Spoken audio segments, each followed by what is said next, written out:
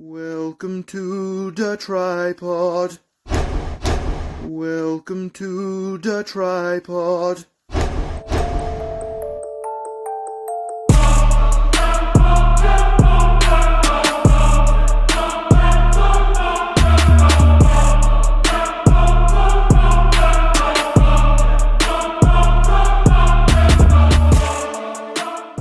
Pretzels, and welcome back to the tripod. At the top of the show, we're going to give a special shout out to the newly graduated. The great Bretsky 99 is now an official graduate. He's drinking. It's only a matter of time before his life is ruined, and he rejoins us here at the tripod. Shout out to Bretsky. Shout out to the sheriff. Shout out to our hardcore pretzel Larry, as always, and JH for keeping up with his homework. But until then, Father Fiddy's gone missing thanks to the felines. So we're just going to start with NXT, because we're going to get even more drunk throughout the show to yell about AETW. The 8 women in the championship tournament are by the entrance. As we kick off the first round, pre-tape promos of Tiffany Stratton. Oh, hold on a minute. Hold on. I still got a beef with you about this. And Gigi Gump. Then the match starts. Gigi firing on all cylinders, even bust out a unique pin attempt on Tiffany. Tiffy Titties busting as she brings it as well. But prettiest moonsault ever sees Tiffany win and advance. Backstage, Gacy tells all teeth to guide the doodad as he would for their title match. I thought I had to burp. Cesar, what did you think of the start? I was like, this cracker froze. What did you think of the start of NXT as Tiffany Stratton versus Gigi Gump? Yeah, so they knew who was going to wrestle that night, but yet had all 8 ladies show up in wrestling gear, like they would be ready to go at any moment. There's a funny thing I'm gonna bring up later in the show about that. But yeah. So as you guys have heard, Sangria, the man to my left on my screen, I don't know where I is on his screen, is in love with Tiffany Stratton. And his excuse is she used to be made up so much that she looked ugly and she wears less makeup now. So I watched wrestling too. I watched wrestling early this week. Like, I actually watched it live. Wow. Both nights. And I did a deep dive, Sangria, on Tiffany's Instagram page, which has pictures of her in the ring. Has pictures of her outside the ring, slutting it up, bikiniing it up, in the parking lot. During the daytime, though, she's smart. I'll give her that. She acted dumb, but she's smart. She's white. She's not going to get attacked. Sure. It's Florida, man. They don't care. Florida man's crazy. That bitch ain't changed her makeup, not one bit. She did. Not one bit. No, because it's the same makeup assistant there. No, she used to cake. I went back 3 years. I would do a fucking podcast about NXT. She caked that makeup on. I called her Butter Putty for the first 4 fucking years. Yeah. Because that girl's face has not changed. The only thing that changed is about 18 pounds of silicone. No, you know what it was? I do remember. I used to make fun of her all the time. And then I saw on Twitter, the other superstars started liking her. And I'm like, what? And I looked, and she was wearing hardly any makeup. I was like, holy shit, she's not bad looking without that much makeup on Twitter. So when she's not on TV, she looks pretty damn good. She looks better off TV. I'm not a titty man. I'm an ass man. Everybody knows that. Titties are okay, but the makeup. I don't like clown. I live in the Central Valley. This is Raider country. This is where the cholas use Sharpies to decorate their face. Facts. And they look like fucking mimes with how much makeup they have on their face. So it's disgusting, Cesar. Yeah. It's disgusting. So when I saw Tiffany start doing the same thing, I was like, Butterface on my screen. But then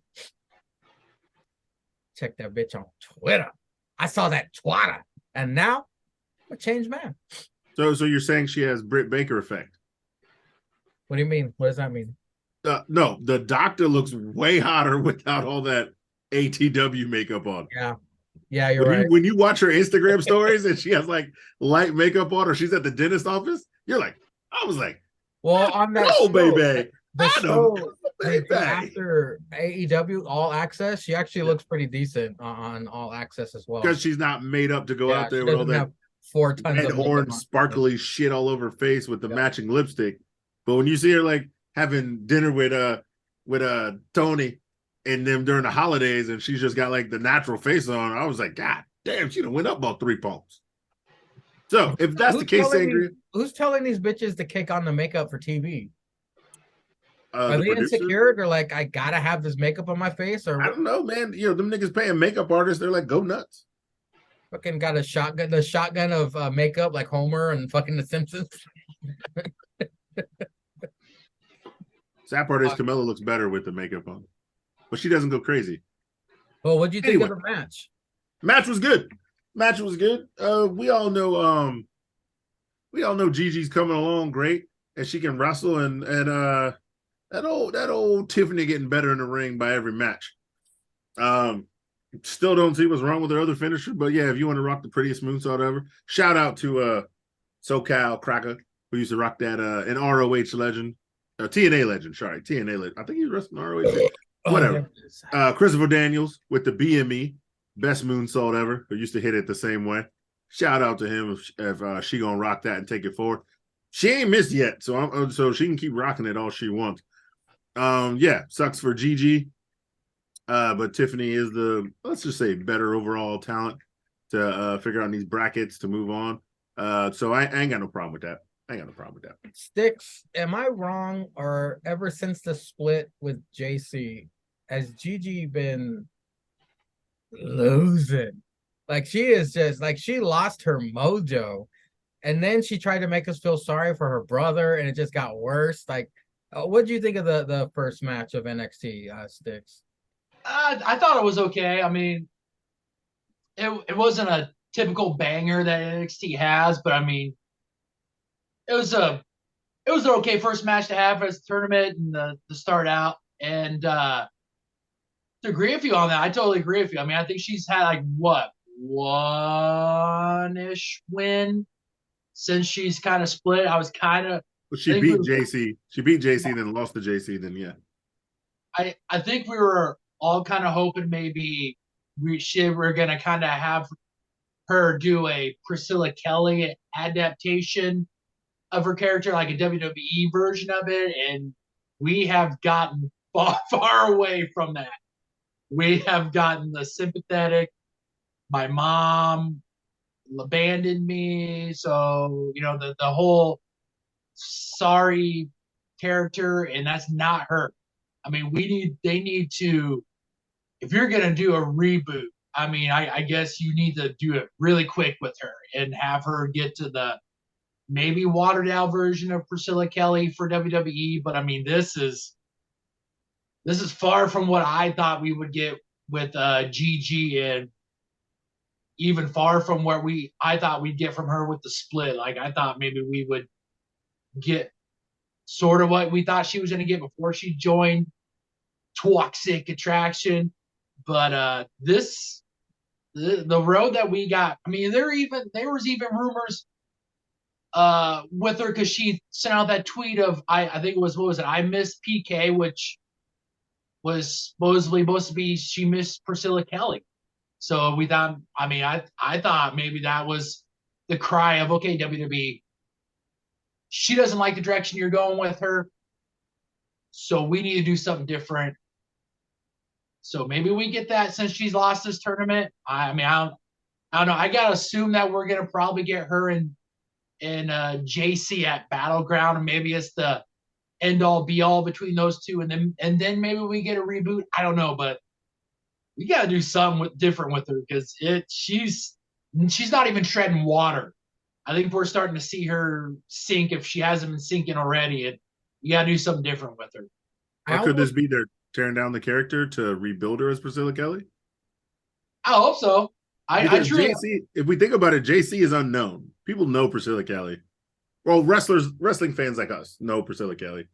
And if they're gonna change her back, shouldn't they, in theory, kill off Gigi Dolan. She doesn't want to be Gigi Dolan. She wants to be Priscilla Kelly. Also, giving her wins, giving JC wins, builds JC as a top heel, or as even a heel in general, builds her character. And then, yeah, she's killing that part of the toxic attraction part of her, comes back out as Priscilla Kelly, then starts getting those dubs. Could that not be a great storyline? Battleground would be if you do her and JC at Battleground, if you have JC Jane semi-kill Gigi and maybe partway through that match you see the start of a turn from Gigi to Priscilla, and then somehow have JC still get that dub, but yet you see that turn in her. Maybe you do it that way. I don't know, but they got to do something different with her. I almost wish Gigi would have been a free agent, like how White Collie is. Like maybe see where she works best. Like try her out on SmackDown, try her out on Raw. See if there's a spark or some potential or something going on, because yeah, NXT Gigi is about to flatline. But we digress. Up next, I couldn't wait to do this portion of the show because Trick and Mello are back at everybo's favorite. Don't you start, man. Don't you start. Don't you fucking They're start. right back at CutWiz. They talk about Jan Maker. Bullshit barbershop. Trick is fully confident. Mello's still at 100%, so he wasn't going to show up to the arena. Nobody's getting a haircut. What the fuck? There's a kid there, because that's all it is. And that's all it's gonna be. Do you want to just talk about this? Hey, hold on, let me get stick. I hate this place. I just want to say this. First off, shout out to the barber that was wearing the Goosebumps shirt. I just wanted to say that. Shout out to that. That's all I got. That's all I got. That Puerto Rican. All right, Cesar. What are your thoughts? They returned. This isn't even we're going to see CutWiz later on too. So, what did you think of the first segment of CutWiz? Wait, there was 2 segments of CutWiz? There was 2 segments. I must have missed the second one. Oh no, I didn't. I didn't. Memory. No, this bullshit. I hate this bullshit barbershop. Okay, that one Puerto Rican, these 2 niggas is the only niggas in the chairs. Okay, I think Trick had no shirt on again, just open shirt. Who gets a haircut with a nice open shirt? You take the shitty shirt to the haircut because you're gonna get hair all over it. All right, that Puerto Rican barbershop. Now there was no women in there. It was all niggas and a goddamn 6-year-old niglet is sitting on that cracker's lap. Okay, and now you got nigglets in the commercial now, and you got nigglets in the shop. You can't have little nigglets running around the shop. Y'all supposed to be talking about hoes, LeBron, and whooping crackers in the ring. Okay, those are 3 topics in that barbershop. Goddamn bullshit CutWiz. That damn Puerto Rican ain't cut nobody. Trick got him. Then Trick said, Mello said, don't worry about my cut. You worry about Trick. He got to look good tonight. And then 3 minutes later, because the Puerto Rican ain't moved, and Trick said, yeah, I got to get ready tonight. And then leaves. I ain't seen this nigga. There's been, hold on. I got to count on my toes too. Shit.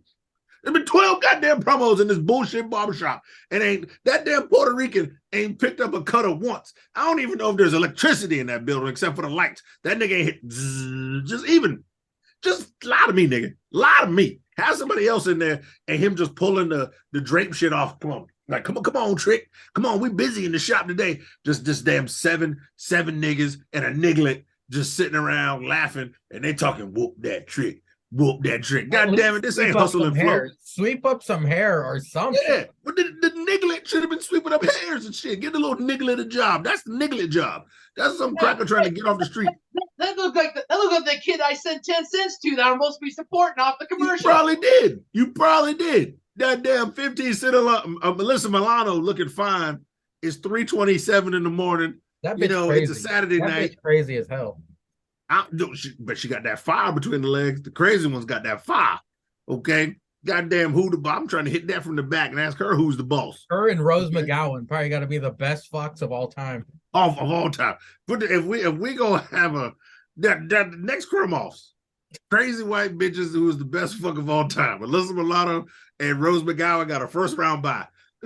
Okay, write that down, Sangria. We gonna talk about that one time.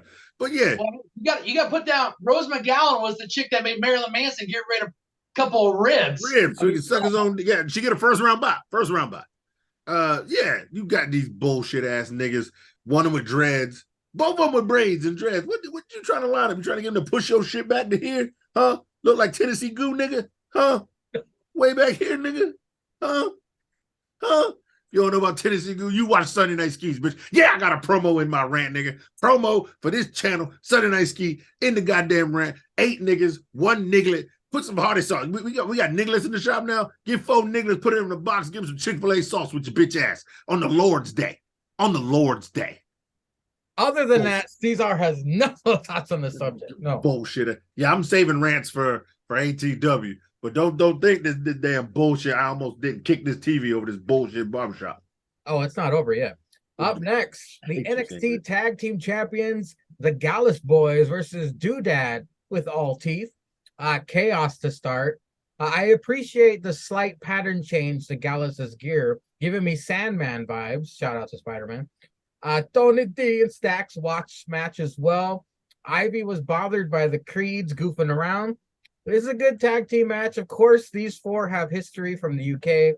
We get all T shenanigans, prompts Ivy to jump her ass. Meanwhile, Gallus retain.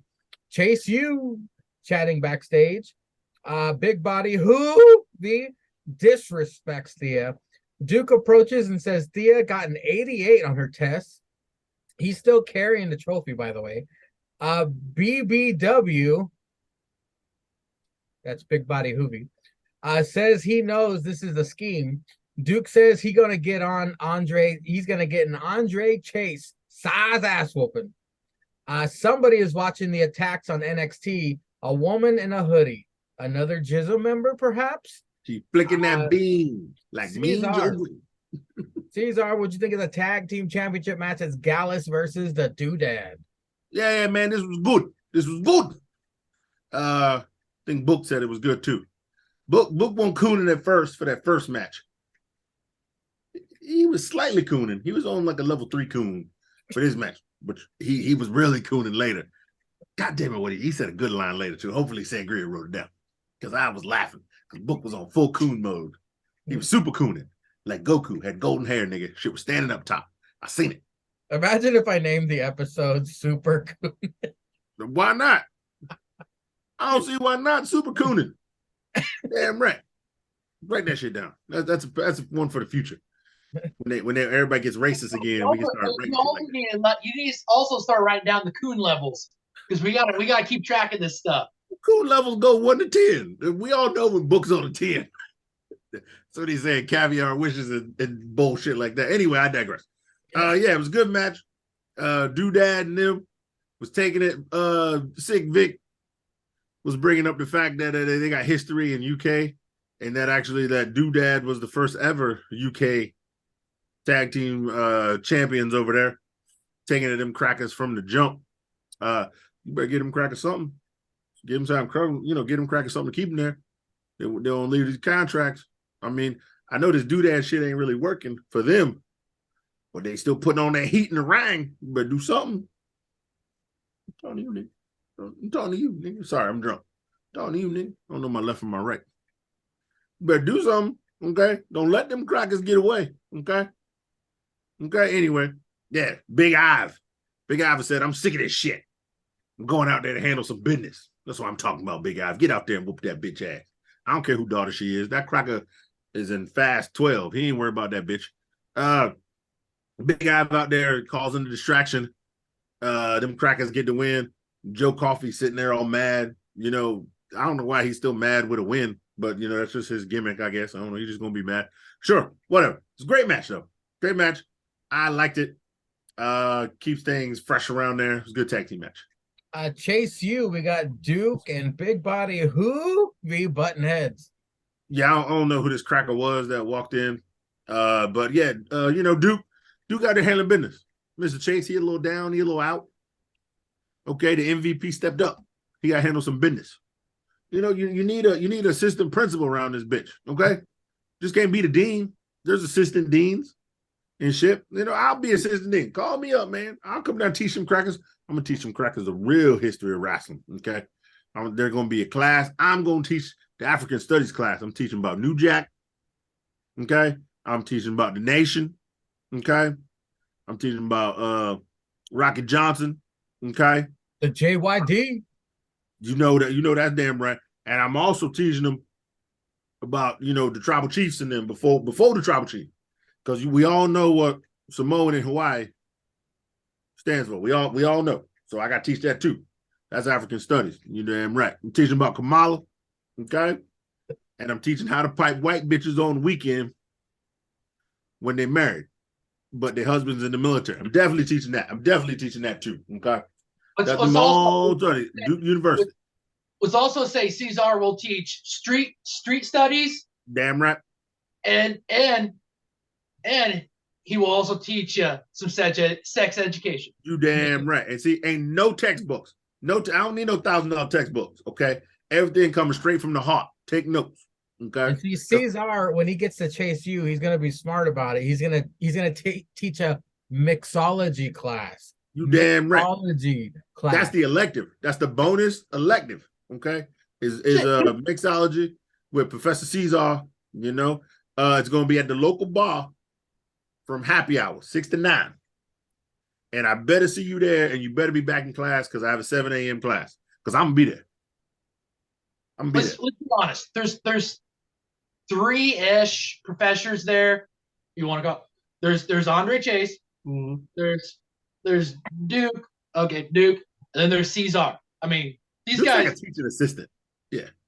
I mean, Chase Hughes they're saving money off of professors by just having 3-ish professors there. So I mean, come on now. And I'm gonna teach you how to drink for cheap as a college student. Then I got an online class that goes to 2 a.m. It's called Drunk Cooking. Okay, that's the one. That's the one that's gonna get you through. You got a course that's just called college life. It's out there in them streets. What was next, Ingrid? Sticks, your thoughts on Gallus versus the Doodad? I gotta get some ice. This was a great tag team match. I mean, we know. If y'all don't know, I mean, come on now, catch up. I mean, both these teams, great chemistry together. Grizzled young vet, shout out, memory of. I mean, these guys and Gals boys got deep history. So this was, I mean, as soon as they made the match, we knew this was going to be a great tag team match. And it was. I mean, like we said, like Cesar said, got history, great chemistry. This showed it again. We went from a good opener to a great tag team match. And the shenanigans we had back, outside the ring, we kind of saw it. It was kind of foreshadowed last week from that bawdy Ivy. She had said that she didn't like what Altif Ava was doing, and she finally took it into her hands outside of telling the Creed boys to get their shit together. They moonlight as part of the backup dancers to the Blue Man Group, which we saw the mask, so that happened.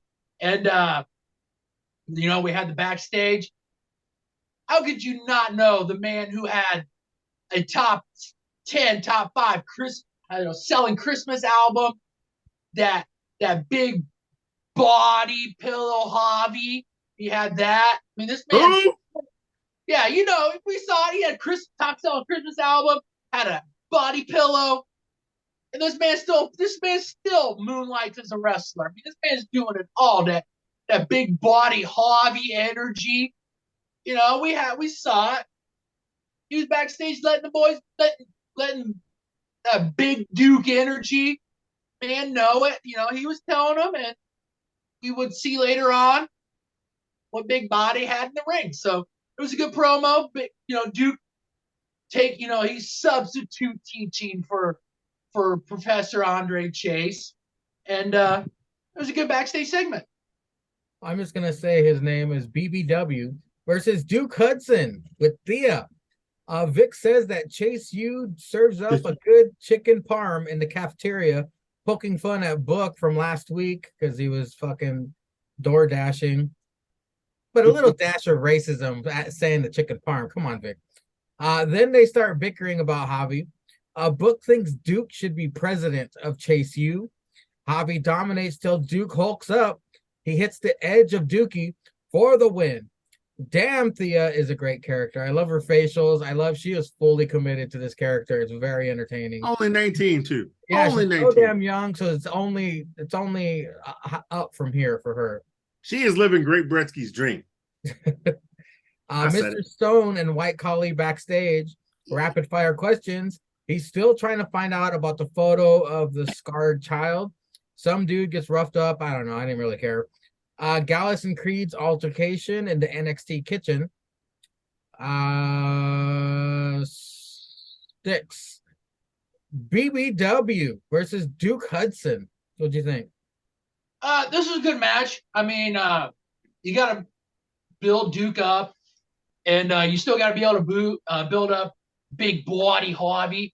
I mean, this was good. I mean, both guys got good offense in, and obviously, I think we got to allow Duke to pick up some dubs till they bring Andre Chase back on TV if he's injured, or just allow Duke to allow the storyline to progress. So, I mean, it was a good match. I mean, Javi's got some moves. I mean, obviously, we don't see him consistently on NXT TV. I mean, he might be on Level Up, but I mean, this was good for him. He's going to collect some L's. He's a guy that they obviously trust to put in there to, I mean, even though he's catching L's, I mean, he's a guy they have confidence in to get in there to help build up guys. He gets some offense in. Duke got that edge of Duke, so Duke's edgy, you know, the edging. So Duke got that dub, and like you said,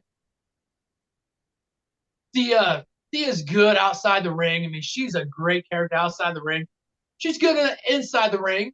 She's got to work on that, and I believe they allow her to do that on Level Up, and she doesn't disappoint when she's on NXT TV. She's got a bright future. She's 18, 19 years old, slow build, and it won't be very long before she's one of the top 8 wrestlers that might choose to be in a NXT Women's Championship tournament. But outside the ring and backstage on promos, she plays her character really good, really well. Did you care about the Mr. Stone and White Collie segment? This dude's still doing it on NXT. He's a free fucking agent. You know, are they building him backstage to allow him to become a top free agent? I mean, this guy has, let's be honest.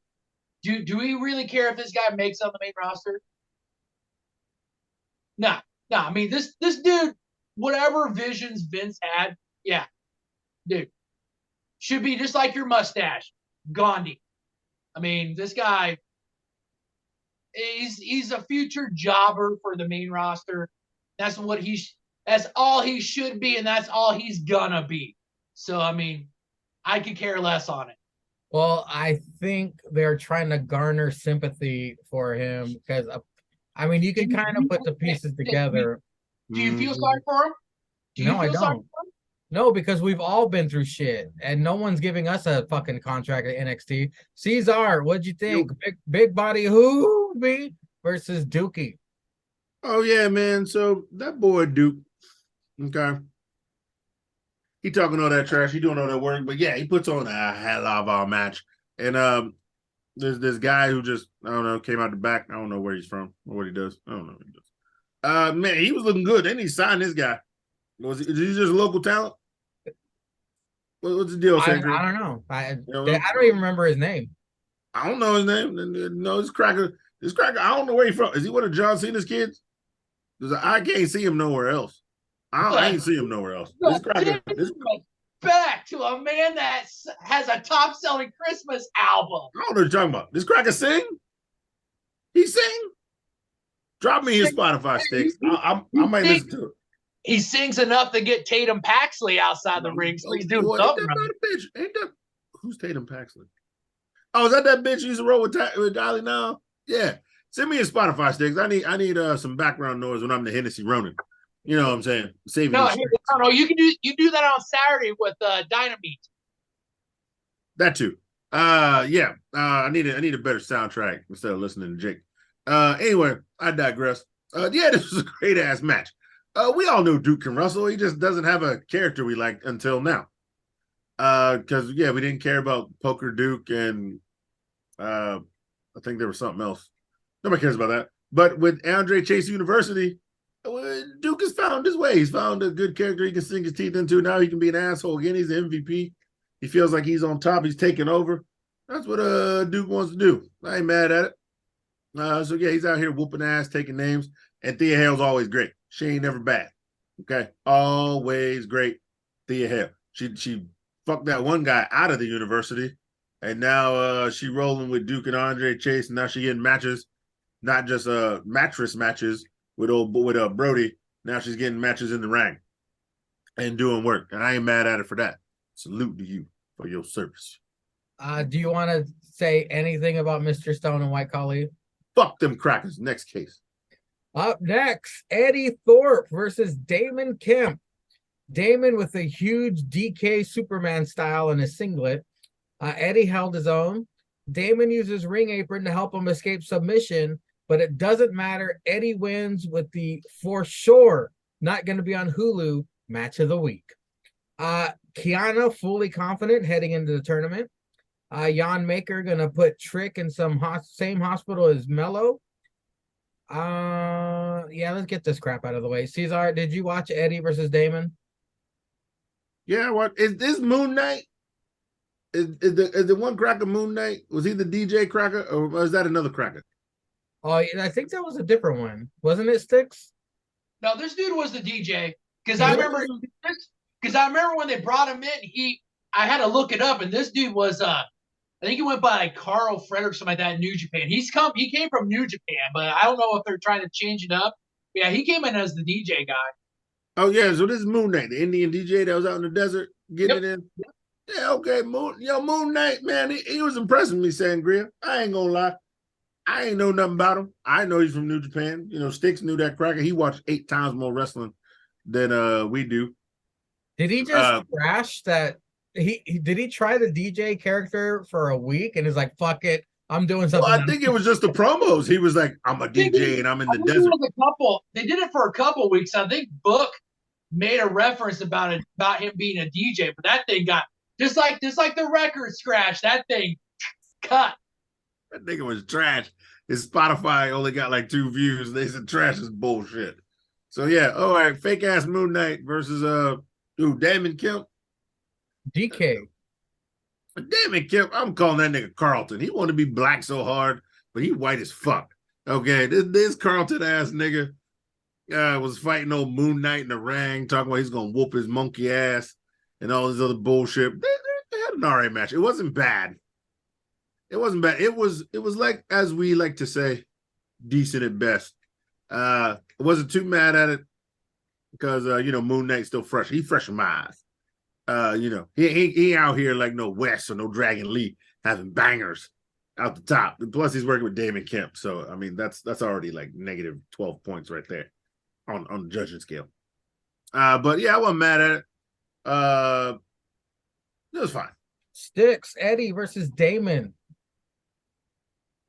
It was okay. I mean, this was a builder match for Eddie, and it just reminded me how far Damon Kemp has fallen since Diamond Mine and that stretcher match he had with one of the Creed brothers. I mean, this guy, since he got injured in that, he's just been toiling away, and I mean, he's just kind of been in those matches to collect L's.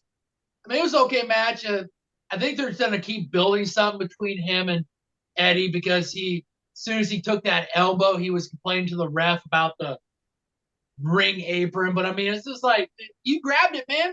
What do you want to happen? You want them to call timeout, bring out the ring crew, fix everything so you can catch your breath? I mean, come on now. I mean, you caught that L, but I think they're going to keep building this. But I mean, it was a decent performance for Eddie. But I mean, it was a sandwich match, and it was okay. It was aight. Like you said, probably didn't make the Hulu cut, and it's aight.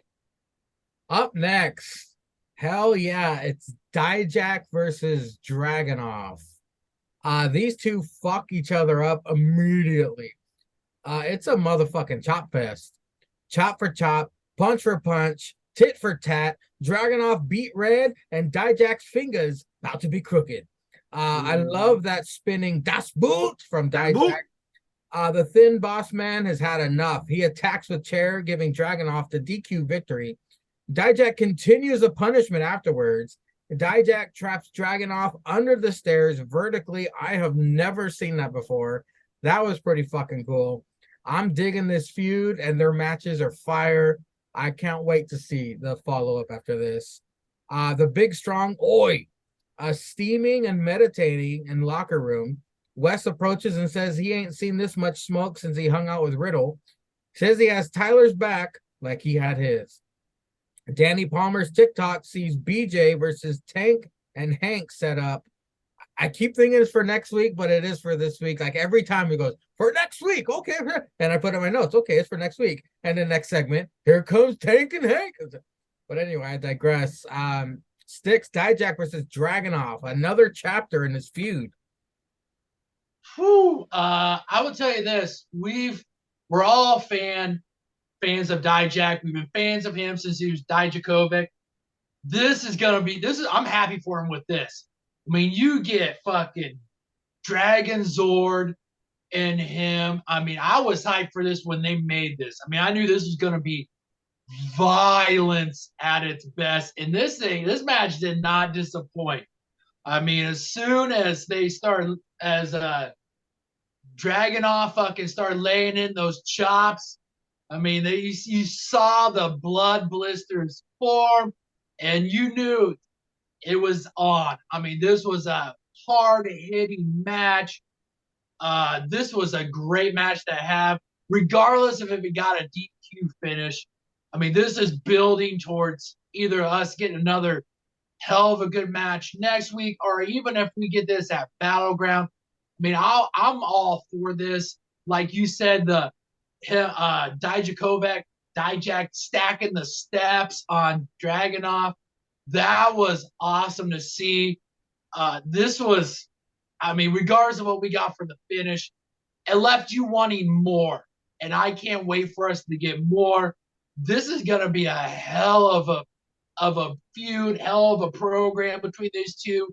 Regardless of who comes out on top of this feud, we're going to be thoroughly sports entertained, and the wrestling in this is going to be great. Like you said, the discus boot that we got from Dijak was, oh man, it was so good.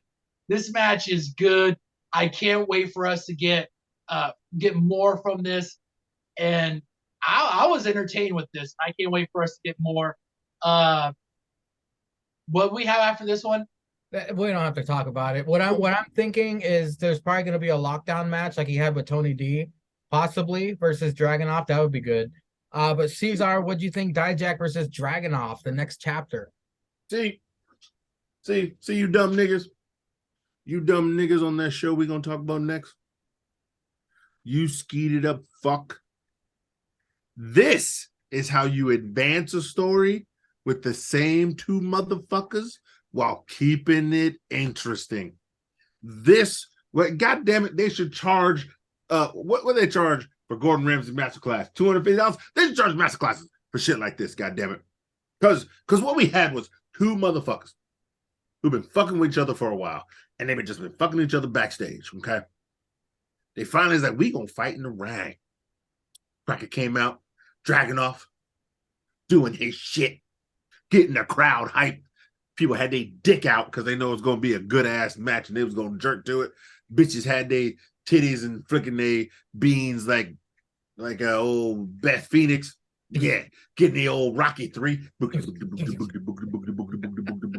Yeah, flicking that bean. And what them crackers do? Oh, they put on a little taste. Just a little taste. See, this is what I'm talking about. Chops in the ring, Das Boot, drop a crack. Did Dragunov hit that crazy elbow drop in the middle? Nah. Did he hit that crazy ass headbutt? Nah. Did Dijak hit that damn what's that cracker's name? That shit that you do up top? Nah. Did he feast your eyes, nigga? Nah. But they was in there slugging and thugging it out like two boxers in the ring. And then he hit that Das Boot. He took him outside and he got DQ'd. Yeah, he got DQ'd. He got DQ'd, but he was still fucking him up. So Dragunov was gonna be like, no, that ain't decided, bitch. No, you want to use, you beat me in the back. You want to beat me with weapons at the ring because I was whooping your monkey ass? No. This is what's going to lead to either a no rules match, a falls count anywhere match, or just a hardcore match between these two motherfuckers. But it's going to lead to the pay-per-view. See, they got through this week. They could just have promos next week. And then they're going to have like probably a pull-apart shit for the go-home show because they both agreed to it. And then they go fuck each other up at that pay-per-view. And that's what's going to happen. And that's a goddamn masterclass. A goddamn masterclass on how you advance one match, 3 weeks, where they don't have to fight. But when they come on Sunday, they're going to fight.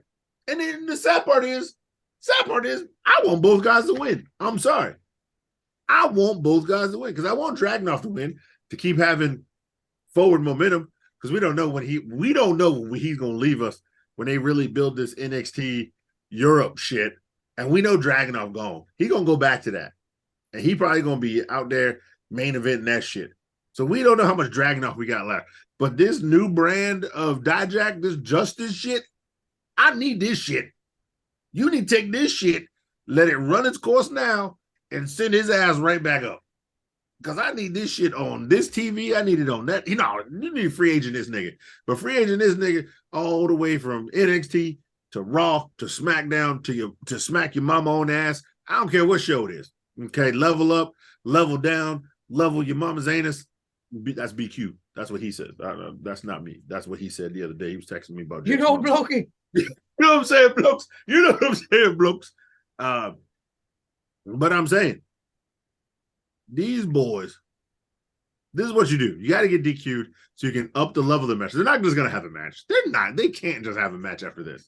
They got to have a hardcore match or like a falls count anywhere match because they've been beating each other up outside the ring and whatever. And we know Dragunov said he lives for pain. What's more pain than having weapons in a match? That's what they need to elevate this shit to. This right here, good. I was cooning over this shit. I was cooning. I don't know if Book was cooning, but I was cooning. And this shit is a goddamn masterclass on two crackers who's going to advance this shit. I mean, I don't care. Okay, they can fight again next week for all I care. They can fight every week for all I care.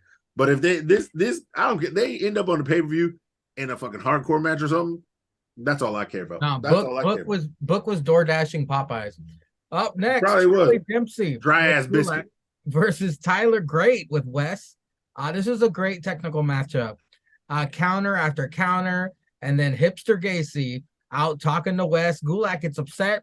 Tyler flies out onto them. Action back in the ring. Gacy cheap shots Tyler. Dragon suplex pin for the win for Dempsey.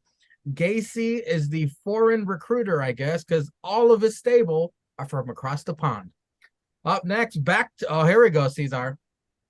Back to Cut Wiz. Oh, yeah, this nigga. You see Mello watching Jan shit talking. He's going to the arena now.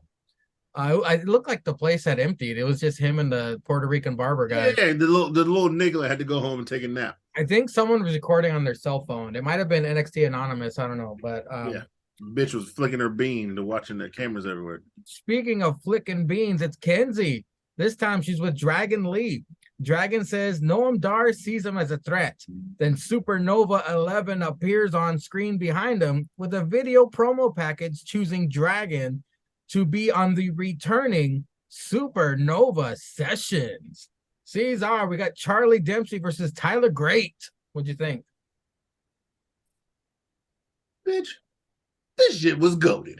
It's Tyler Great. But you know why I really like this? Because Tyler Great knows how great he is. When you're super great, like Tyler Great, I know I keep saying great a lot. Fuck y'all. You don't need to win every match. Because Tyler Great, he can show up tomorrow and ask Melo for a match. And do you not think any of us wouldn't watch that shit? We'd probably be like, they better be at pay-per-view. Better not put this shit on free money. You better not put this shit on free money. For that, especially if that title on the line. You better not. Tyler is doing his thing. This motherfucker is what, only like 26, 27? And he's doing shit guys usually do, like Cena now. After you've had a Hall of Fame career, and now you're putting over talent left and right. You don't need to win. You can be the champ if you want, and you'll hold it down, and you'll have banger-ass matches if you want to. But you don't even need it, because he don't need it. Because he probably, like Dragunov, gonna go to the NXT Europe show. I hope not, man. I hope he stay his ass here, or he get caught up and lose my shit. He can take tribal chief belts. He can take all belts. I don't give a fuck. That nigga can take all 3 belts, keep them shits for 8 years. I ain't gonna have a problem with it. But damn, this was good. Yeah, Joe Fuckboy, he done pulled up because he said he trying to get his, so I guess he fucking with Wes. And Tyler said, I don't give a fuck who out here. He said Joe Gacy, Joe Pacey. I don't know, Pacey's from Dawson's Creek. Anyway, Lakers in 5. And then he jumped his dumb ass over the top. He took out Dims, he took out Gabagulag, and he took out Real JH. He took all them crackers out. Don't care. Tyler Driver here to fuck bitches up. Okay? He out here to get his money in this ring, beating bitches. And West couldn't fight 2 crackers, so 1 cracker had to get through. You know what I'm saying? West ain't super nigga as much as he want to think he is. Super nigga can fight 2 crackers. West can't fight 2 crackers. He only fight 1 cracker. So the other one got over, and then Tyler lost the match to old Dempsey. Totally fine. I wasn't mad at it. I thought it was great storytelling. Plus, it leads to what I would hope. What I hope would happen. I don't need Joe Gacy in it, but maybe some Dempsey. And I know he just did a multi-man match, but little Dempsey, little Tyler, little West for the title at the pay-per-view. Wouldn't be mad at that. I ain't gonna be mad at that. I know West's last title defense was a multi-man match, but those 3, I wouldn't be mad at. If Joe Gacy's in there, I don't really give a shit. You can just kick rocks with that shit. I don't care if it's him, just West and Joe Gacy. I don't think it's going to pop. And I don't think it's going to pop if you add him in with a multi-match. But the other 3, I think that shouldn't be good. Well, everybody, Caesar just became 3 shades whiter for a Dawson's Creek reference. But back to Cutwood. I will drown your ass in the creek. Back to want these problems. Caesar. It's okay, Caesar. I know you're Dawson is the man. Pacey's #1 fan. What did you think of I like Dawson. Did you see the Cutwiz segment, the second one? Yeah, I saw that country nigga watching it on his phone, still not getting a cut. Now he got his shirt open. His shirt was closed first. Now he got really? Does he own this shop? And why is he paying this Puerto Rican just to stand in the corner? Okay. Then he's like, I gotta go. I gotta save my boy. Nigga, what? Talking about doctors won't let me wrestle. And I went to the hospital. First of all, real niggas don't go to the hospital. Real niggas drink Tussin because they know Tussin and grape juice will fix everything. If your that Tussin on the bone. Pour the Tussin on the bone. Let it seep in. Ray Lewis played, I don't know how many years in the NFL, and he shot 2 people. But when he broke his arm, he just put Tussin on that shit. Played in the Super Bowl. All right, he took steroids too, but he put Tussin on that shit, and then he played in the Super Bowl. In the Super Bowl. What were they going to do? Suspend him? It was his last game. He retired. But Ray was like, all right, doc, these steroids ain't working. So they going to try to say my ring don't count. I need you to go old school. And the doc looked at him like, come on, Ray. Nah, Ray, that's too powerful. And Ray said, nah, nigga, go to that golden refrigerator. Look, this nigga had a passcode. He had 2 keys like a fucking missile silo. Him and his wife had to come on. They had the keys around their neck. They had to turn it at the same time and then punch in a code together. And then the golden refrigerator opened, and it was some Tussin from 1963 off the first line of Tussin ever made. And the doc said, all right, Ray, you can only take a spoonful. And Ray said, no, doc, you got to pour a quarter of the bottle. And then next thing I know, I was like, I got the message through the nigga network because we was at a meeting. All right, we was at a meeting, and somebody said, Ray gonna take a quarter of a bottle of Tussin, first anniversary Tussin. I said, no, nigga, he gonna die. I said, y'all putting Ray Lewis in the grave, nigga. Nah, he poured that shit. I swear to God, there was a live viewing. The bone restructured itself, okay? Okay, I literally saw 8 pounds of vibranium leave Africa in the air. In the air, nigga. That's what it was, a UFO. They called it a UFO. No, it was 8 pounds of vibranium. That shit flew to that hospital room and sucked into Ray Lewis's arm. He was like, feel the power. Marvel almost called him with a contract because he had real vibranium in his arm. And Ray said, I can't take it. And then Doc Brown showed up with a DeLorean. And he said, look, Cesar, you got to go back in time and I'm going to take you to the hospital. You got to tell Ray Lewis he can only take 1/8 of the thing, not 1/4. And he goes, because if you tell him he take 1/8, he going to die. But if he take 1/8, he will survive and live. And I said, okay, Doc Brown, let's go. And I said, where Marty? He goes, Marty shaking in the back. And Marty was like, Oh, let's go. jeez. He's like, let's go, Cesar. And then so we went. And I said, Ray, no, nigga. I jumped in the last second. And Ray said, I was going to take 1/4. I said, no, nigga, you got to take 1/8. Doc Brown told me, nigga, he did the math. And he said, I trust you, Cesar. I said, I know, nigga. Shit, now eat this Popeye's 2-piece. And then he ate the 2-piece and he took 1/4. And the vibranium, it was only like half of the vibranium. And that shit went in his arm. And then he said, oh, shit, I can play. Then he did that Ray Lewis dance. He said, ooh. He said, Lewis. by the power of GRAPESKULL. Man. And then he won the Super Bowl with the Ravens. And then he retired. And everything was great. What were we talking about? Sticks, what did you think of Dempsey versus Tyler Great? Well, but before I get to this match, now I know I'm like 20 shades of white from this, from anything of this, but I'm pretty sure I read in a book that I thought that this didn't come from a production line, but it came from a field line, and I thought it had like blood, sweat, tears, cotton, sour cream and cheddar, and a few other things mixed in it. Now, am I totally wrong from this? Look, and I'm not gonna say you wrong, but I'm not gonna say you right. Like the recipe for the original Tussin, I mean, the recipe has changed from nigga family to nigga family down the years. I'm gonna say this. Probably the hard R's, because they are still in the slavery game. Probably one of their ancestors was on the field and they created the first recipe for Tussin. And I'm just gonna say there was items they picked, they hid in a time capsule. And that's what really happens when you sang Negro spirituals. When you're in the field, there's a secret language in them Negro spirituals that have where the time capsules are. And then in 1968, somebody collected all of them. Somebody was the mad genius that knew how they all worked together. And that was the birth of the original Tussin. Now, this is all just urban legend. It's a myth. But I was there for the Ray Lewis part of it. But it's just an urban legend. It's a myth. There's only about half a bottle left in the whole world of original Tussin.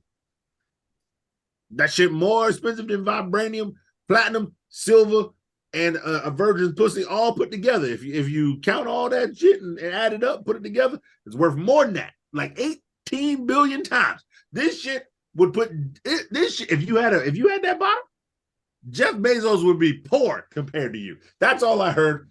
I don't know where it is. Ray Lewis knew the doctor, and then the doctor had to quit the game. He had to change his ID. He moved somewhere, and he buried the other half of the bottle. Trust me, I ain't even looking for it. That shit, I don't want them. All right, Sticks, let's get to the match. and second off, Mangria, fucking Power Castle Grayskull. Come on, you know what you gotta do. Great. You gotta scream. You gotta scream from. He said GRAPESKULL. By the power of GRAPESKULL is what I said. That's what I said. Grayskull. We know that's not great. it. Like he said great.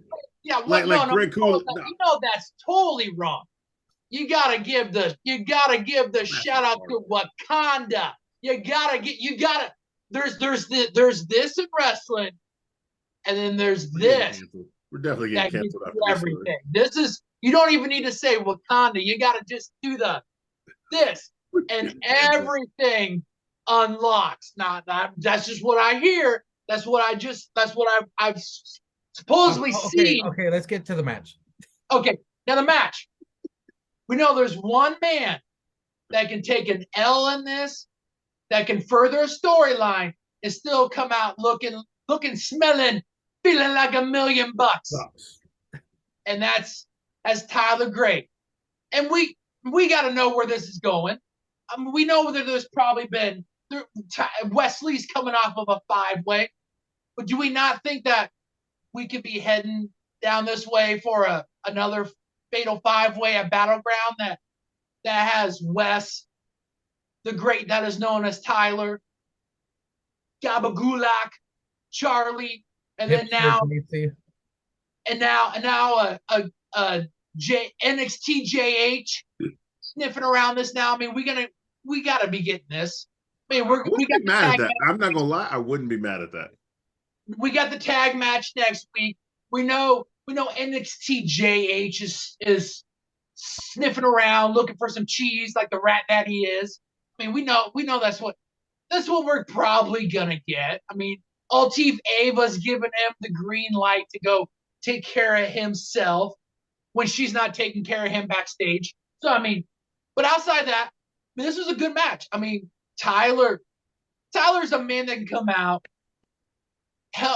make Charlie. Which, by the way, Charlie Dempsey got that nameplate, sweet looking nameplate design, different that like Mello has. He got his own. So shout out to NXT for giving talent their own kind of nameplate like that. That was kind of neat. But Tyler's the only guy that can take a match like this and still look like Tyler Gray. Charlie Dempsey and him put on a good match. Gabagulak was able to do his interference.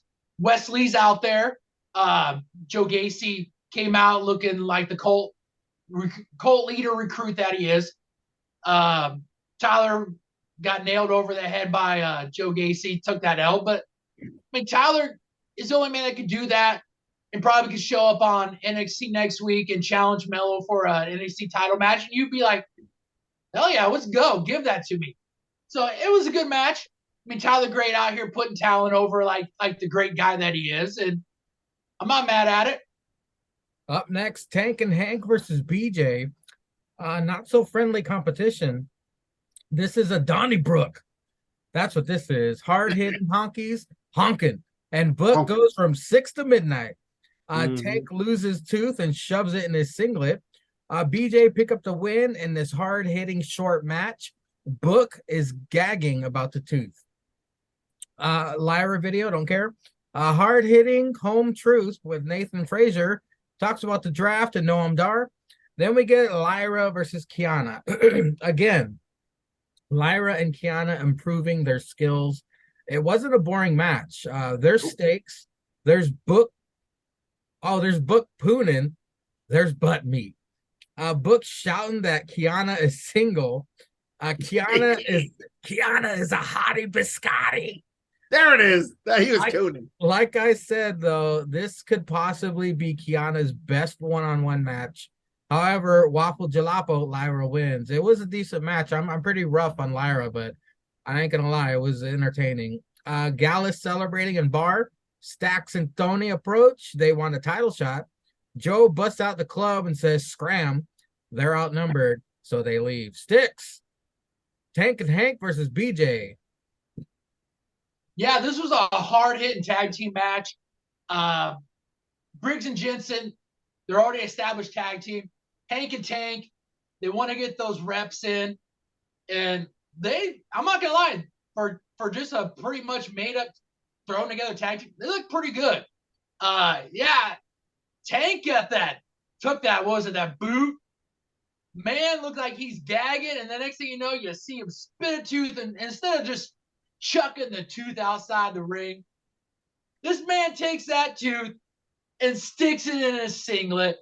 and you can hear Book gagging up, damn near upchucking his chicken parm that he had earlier in the day.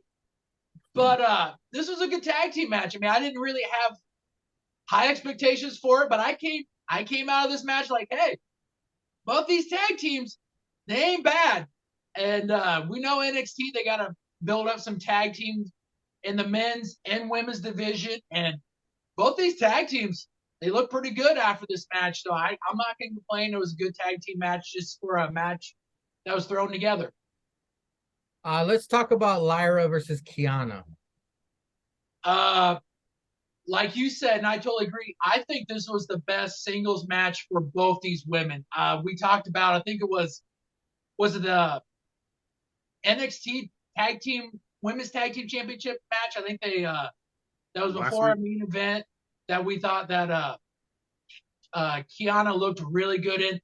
She looked really good in this as a singles wrestler, but also Lyra looked really good as a singles competitor in this match herself. Took a lot of midsection damage, ribs damage. The only thing I would kind of critique on was that the finisher was, I don't know if I want to say lackluster, but I mean, it wasn't great, but it was okay. I mean, it was a good match. Both women looked good. Kiana, I think more so looked really good in this, even though she took the L. Lyra, I mean, she's probably going to lose.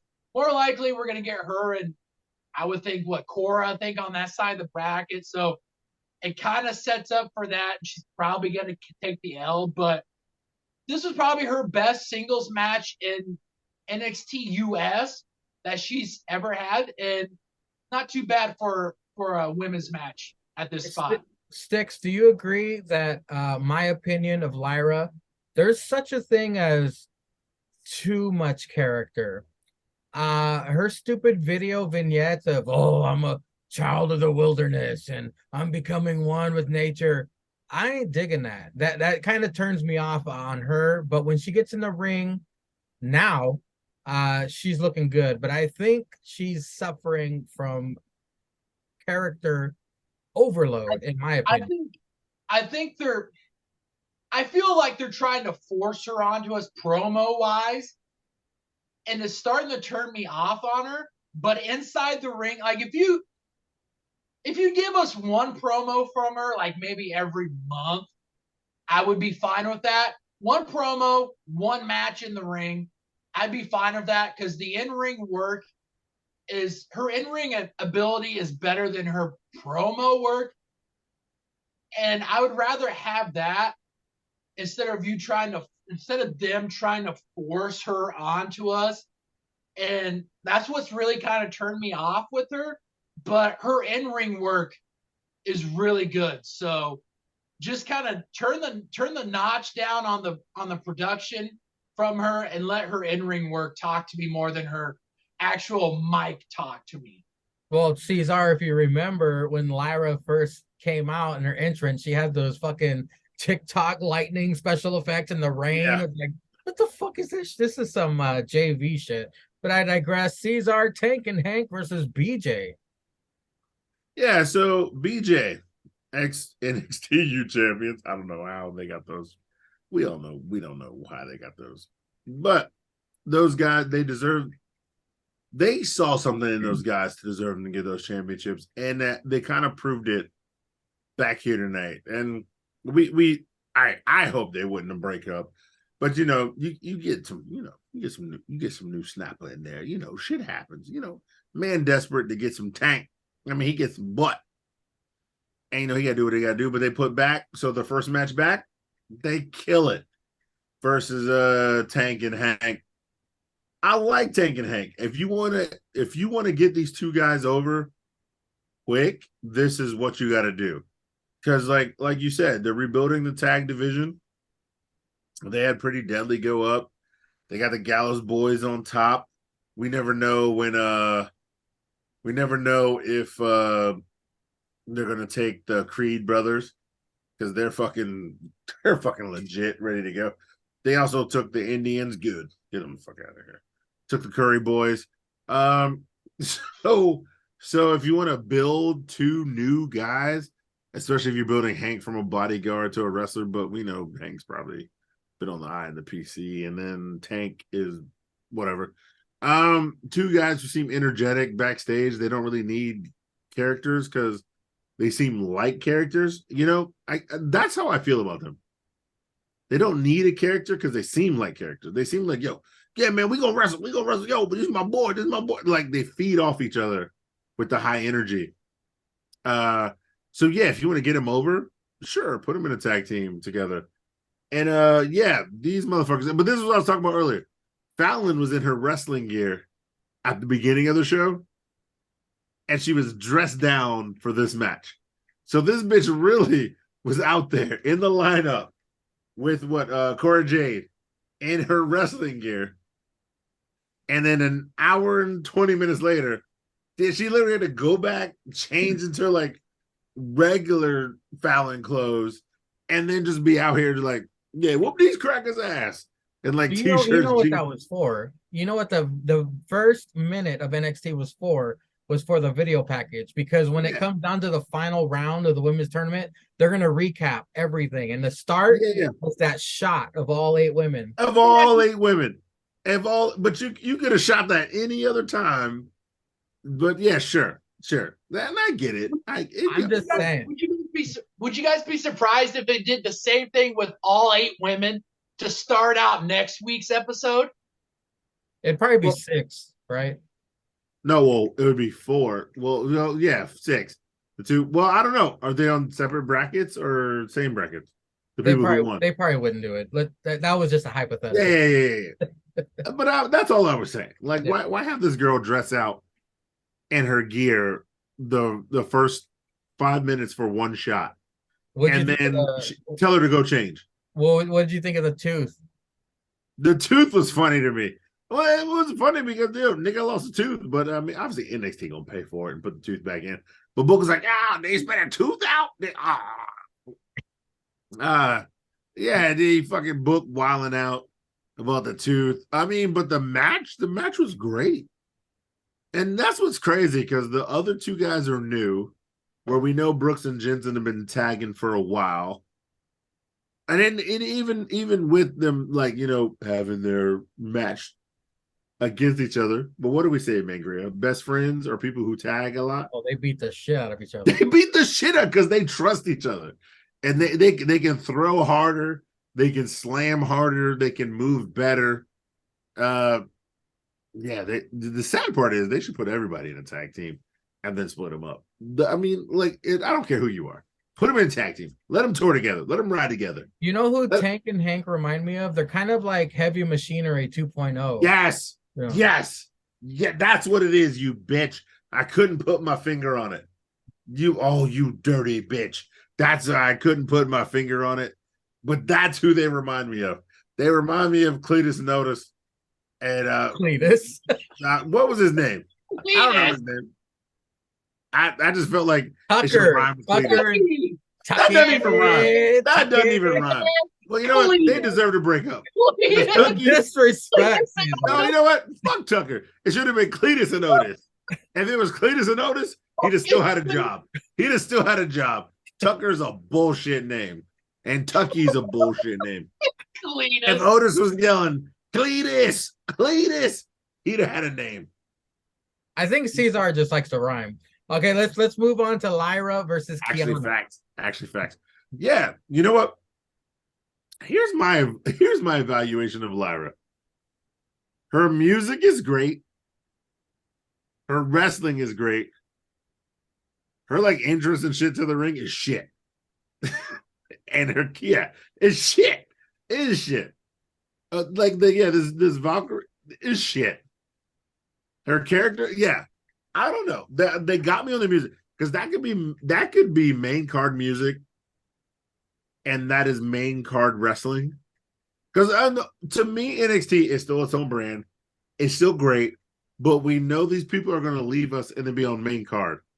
So when we're in the chat with the rest of the fellas, and we're watching pay-per-views, and we're like, we know this bitch can wrestle. Like, why is this match bad, or why is this match good?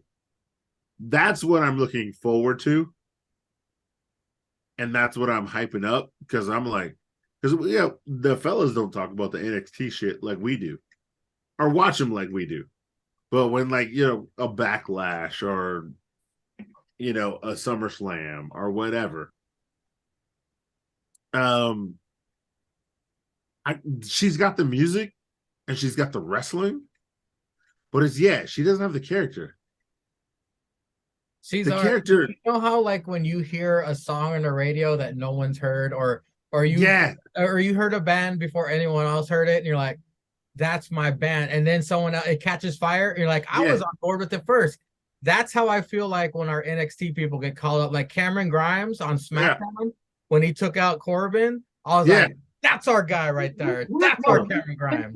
Since we're so invested in NXT, we're like parents. When we see that talent make it to like the championship match, or when they get that opening match with someone that we damn well know that it's going to be a banger, and they go out there and they burn that, they just destroy that. We're like, yeah, good luck trying to match that.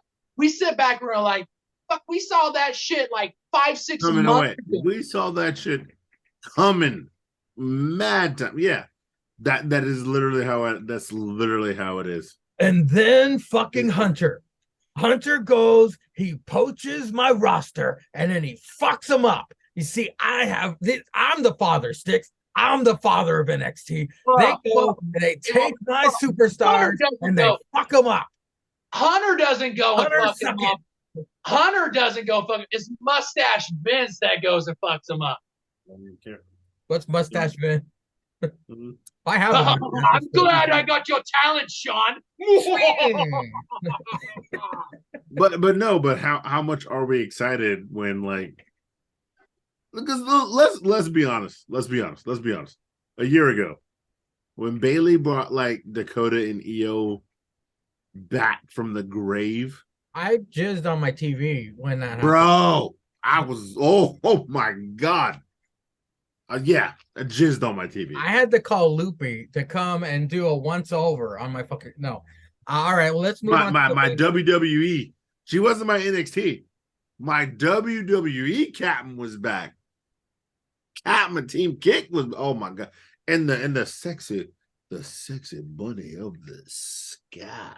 Hell yeah, she's killing it on the main roster as well. I love it. I love it all the time. They're like Rhea great now. So, with 7 minutes left, by the way. Yeah. Was Trick Willie versus Jan Maker. No bread, no water, just meat. Just meat. Yeah, there it is. There it is. Book Coonan. Trick was whooping that ass to start, even fighting to the commentary table. Then we see the worst back body drop ever by Jan to Trick on the table. Yeah. Braun Breaker sucks. Braun Breaker sucks. Braun is neutered. Braun is neutered. Braun dishing out the same old offense. Then Trick comes back with the quickness. Don't waste time, son. Book says. Trick even busts out the book end. Of course, Book wants his name on it. Spear, recliner. It's over. Braun wins. Continues recliner. But the champ is here. But then he gets the black speared off of him. It went 10 minutes overtime, Cesar. What'd you think of the main event of NXT? I thought it was a good main event, man. I saw the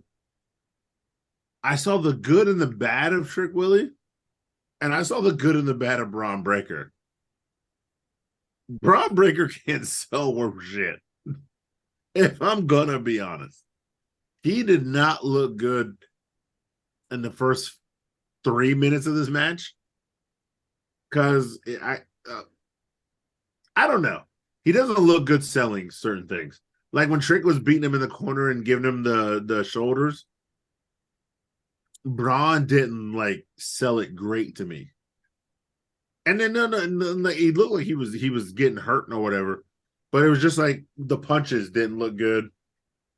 And just him selling didn't look good. And then the drop kicks were fine. The drop kicks were great. Trick's athletic, and Trick has a little bit of work to do because it was his first main event match. And I'm glad Trick got it because, like, if we're going to be honest, at the end of the day, Braun is a main event guy, and this is where he should be. But for it, I realized that Braun, when I watch this match, Braun can't carry somebody beneath him, and Trick was doing what he could to be in this match.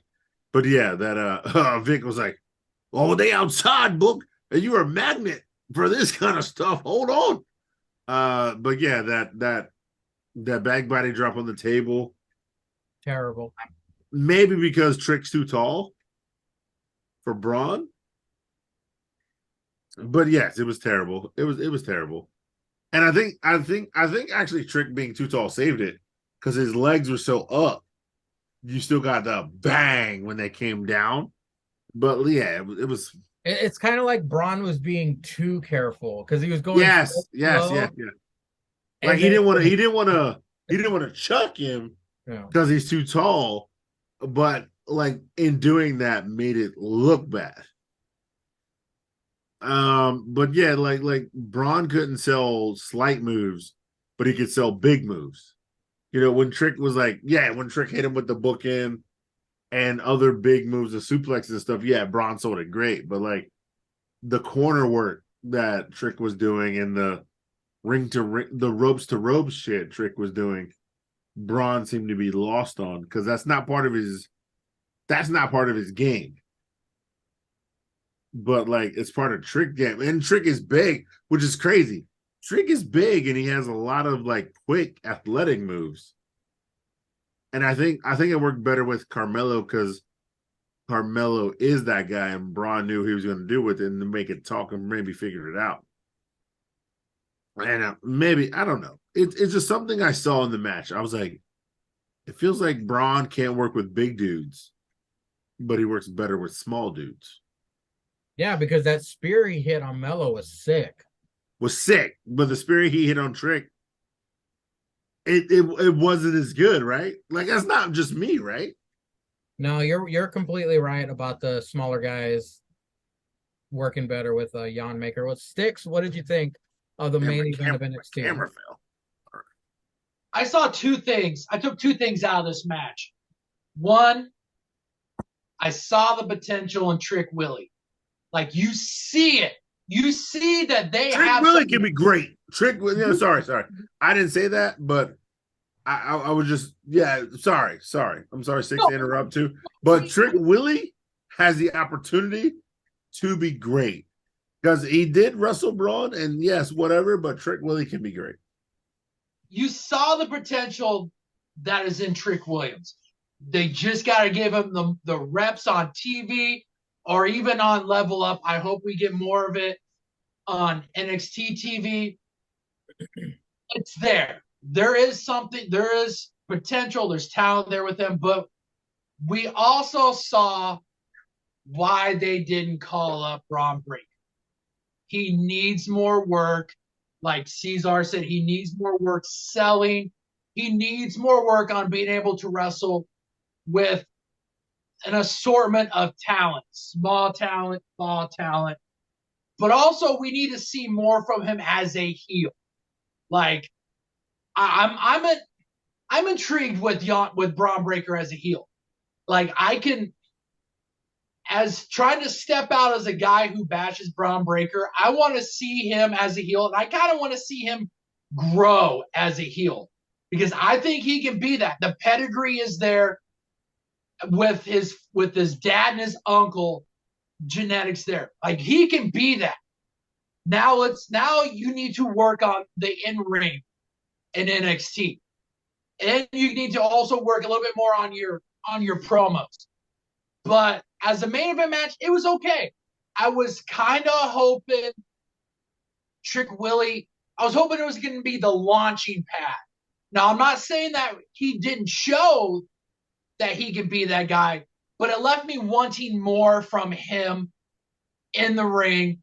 And it left me wanting more from Braun to be able to sell as that guy to take it from Trick. to be able to take Trick's offense, make Trick look good, and then turn it on, be that heel, and get that dub. Like it just left me wanting more from both guys, but you do see what both got the potential for both guys there. Hold on, Cesar. When I saw that there were 7 minutes left, I got worried. I was like, "Oh man, they're not going to let they're not going to let Trick shine. There's only 7 minutes left." And then I was thinking they could have cut some if they would have cut that cell phone footage of of Mello going, "Oh, I'm going to go to the arena." They could have cut that out, put that time in the Trick's match. They could have cut out Lyra's fucking video package. No one cares. Put that time on the main event. The main event needed more time. I understand they went 10 minutes over, but when I saw that 7 minutes, I was like, fuck, they're not going to let Trick shine. But it turned out okay. But I think they did, Sticks, I think they did in a way because we don't expect Trick to win. Right? And I think the main point is they are still booking Braun strong, but as a heel. Because Braun's not a chicken shit heel. Like you can't book a guy who's so strong. He held the title for a year. He lost it on one good night, and then just be like a chicken shit heel. So I like the way they're going, and yeah, Melo's just a better wrestler overall. That's what they're going as. Melo's a better wrestler overall. But I like the fact that Trick got a lot of offense in. It wasn't a squash. But eventually at the end it came down to Braun just powering out, and then the Steiner recliner, good, whatever. But what I would like to see, like, Trick start pouring on, then have Braun be like, "Oh, okay, you think that you're gonna be on me," and then just have Braun hit a switch where you see him start turning it on. You see him be like, "Okay, this is what you have," but I was champion for well over a year. I headlined NXT main events. I recaptured my NXT championship from Dolph Ziggler on Raw.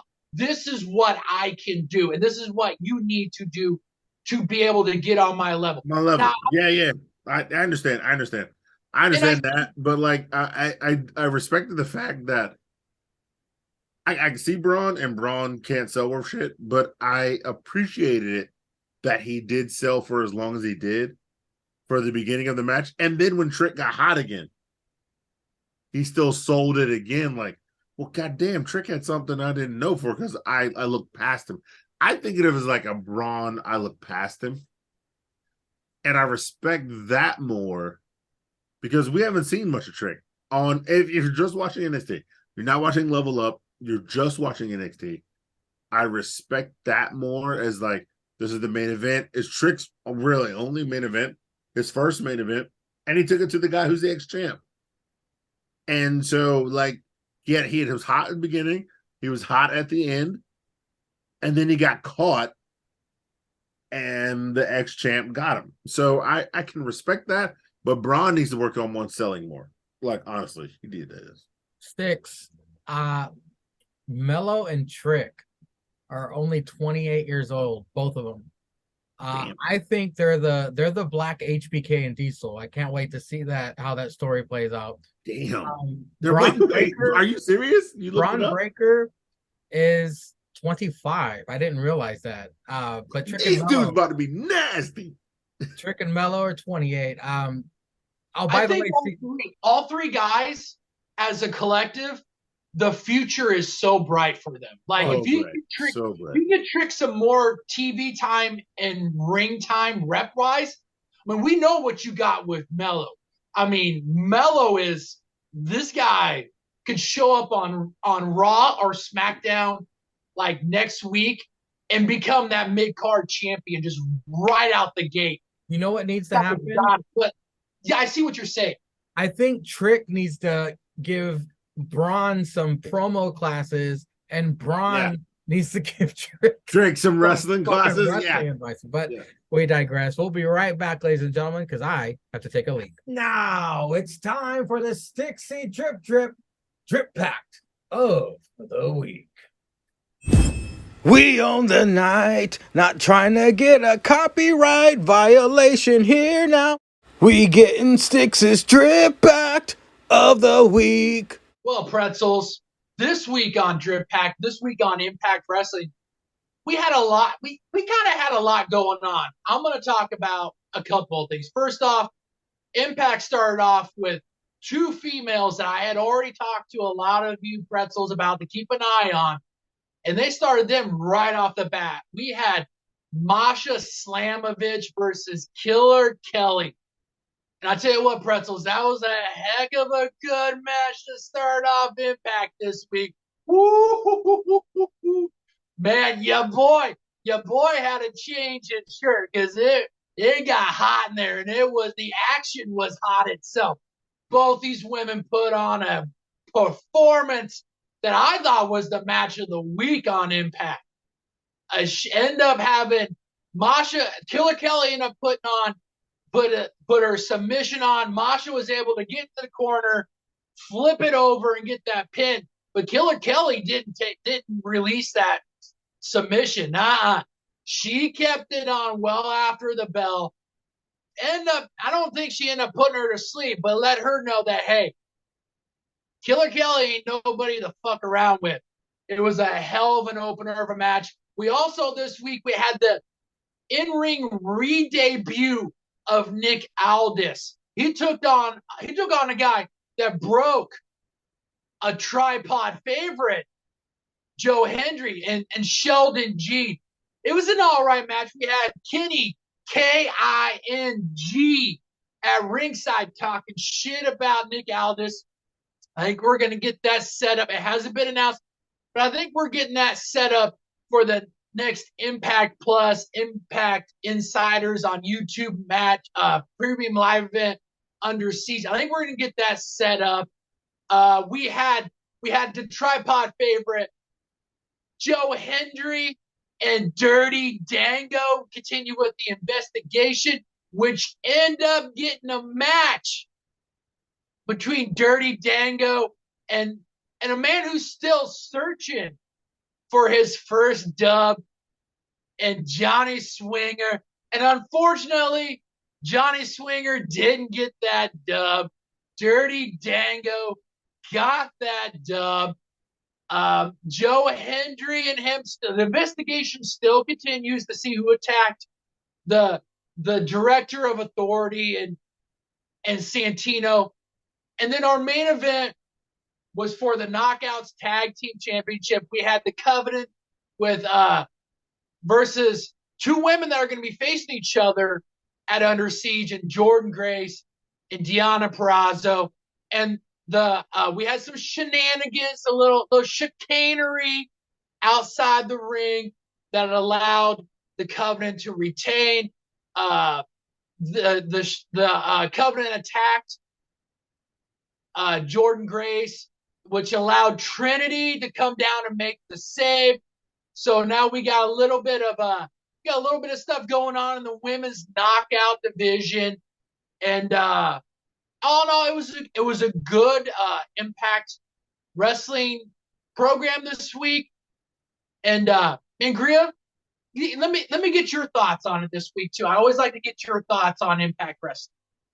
And now it's time for the Mangria Minute. No, I have a new favorite wrestler in Impact, gentlemen, and her name is Killer Kelly. Whoo! Oh boy! Whoo! Oh, you know Yeah, what I'm thank you, getting? Mangria. I'm getting the Thank you. vapors. Welcome. I'm getting Welcome, the Mangria. vapors over here. Welcome. Wow, that was a fucking banger of a match. I loved it. Killer Kelly. Oh my God, I can't wait to see the next match of Killer Kelly. And on the downside, this was my first time ever seeing Nick Aldis wrestle. Not impressed.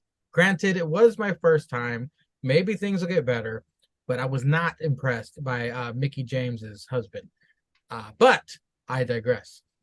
Now, it's Wednesday night, and you know what that means. No time for entrances. It's time for some confusing ROH stakes match. Luckily, it's Claude versus Ray Phoenix. Phoenix flying around the ring like he did 4 bumps of Tony's cocaña. The Swiss Superman, as strong as ever, getting this night started with a bang. I just noticed Tranny Manson on my screen. Gross. Phoenix hits his 48th Hurricane Rana. He needs to realize he needs to use something better to take down Claude. Claude is convinced that tossing Phoenix over barricade will take care of him, but let's be honest. If a fence didn't stop him from coming to America, then a barricade will not keep him out of the match. Not a bad match. Claude puts Phoenix away with a cross-arm sit-down powerbomb. Claude's theme has a bigger band behind it. Sticks, what did you think of the kickoff to Dynatrash? It was all right. I mean, unfortunately, we didn't know the stakes of this match till like what, a quarter or halfway through when they all of a sudden afterwards they kept telling us, "Hey, this is double jeopardy. The winner gets a chance at the other person's championship." All right. Like you said, what saved this match was the 2 participants. You had Claudio and you had Ray Phoenix. A lot of action in the ring, a lot of action outside the ring. I guess I thought maybe this was the reason why we restarted up Ring of Honor, so that you didn't have a crossover onto AEW. I don't know. I mean, I think I would like to maybe steal a line from my good friend Caesar by saying Vince would never with this shit. I mean, you started up Ring of Honor so we didn't have this shit. You could split this and not have to worry about having Ring of Honor shit on AEW. I guess that's not reason why you started up Ring of Honor. I guess not. I don't know. But match wise, it was an okay match. I mean, it was good. Claudio hit I think they call it the Ricola bomb, picked up that dub. So now him and a partner of his choosing, I think Man of the Mask said, well, Claudio could choose whoever he wants. He could choose Brian. He could choose Wheeler. He could choose Mox. We know who the fuck he's gonna choose. The guy who he's been tagged up with for the last fucking year. It's gonna be him and that little fuck Wheeler that are gonna go for the Ring of Honor tag team championship, which I bet are gonna be on AEW television. I'm just gonna probably say that. So, but all in all, it was an okay match. The 2 participants that were in it are what saved it. Typical ATW. You have a match, started off hot, no entrances, the disrespect, and we didn't know what the fuck was going on. We didn't know it was a double jeopardy match till halfway through. So typical ATW open. 1,000,000,000% Claude is going to choose the misfortune cookie, Wheeler Yuta, as his partner. But Caesar, the kickoff to Dynatrash. What did you think about this? While I get some orange juice. Fuck Excalibur. That's what I thought. Because that nigga said, oh, we getting Claudio versus Ray Phoenix on our TV right now for free? For free? Who'd you get that from, Excalibur? Huh? Who'd you get that from? Huh? You're gonna mention 2 great wrestlers? Let's be honest. Let's call a spade a spade. I'm all for calling a spade a spade. I'm gonna be honest. If I had a wrestling promotion and I had Claudio, aka Cesaro, versus Ray Phoenix in a match,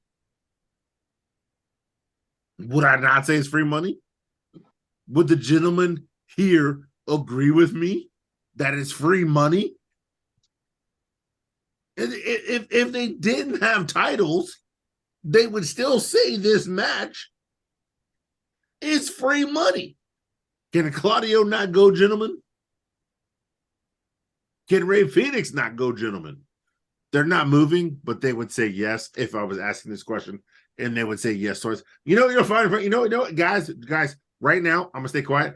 If Claudio versus Ray Phoenix was on any other television for wrestling, would you say it's free money? It would be the main event. That fucker would main event the show. It would not open the show. However, a banger of an open is a good thing. Is a good thing. These two motherfuckers can go. They can go past go, collect $200 and roll that damn show. They should be featured prominently. And there's cats fighting on my porch. Oh, hell yeah! That's all I need to hear. That's all I need to hear. And this fuckboy has the nerve to watch this long running podcast of drunk crackers and one nigga wrestling podcast and dare to say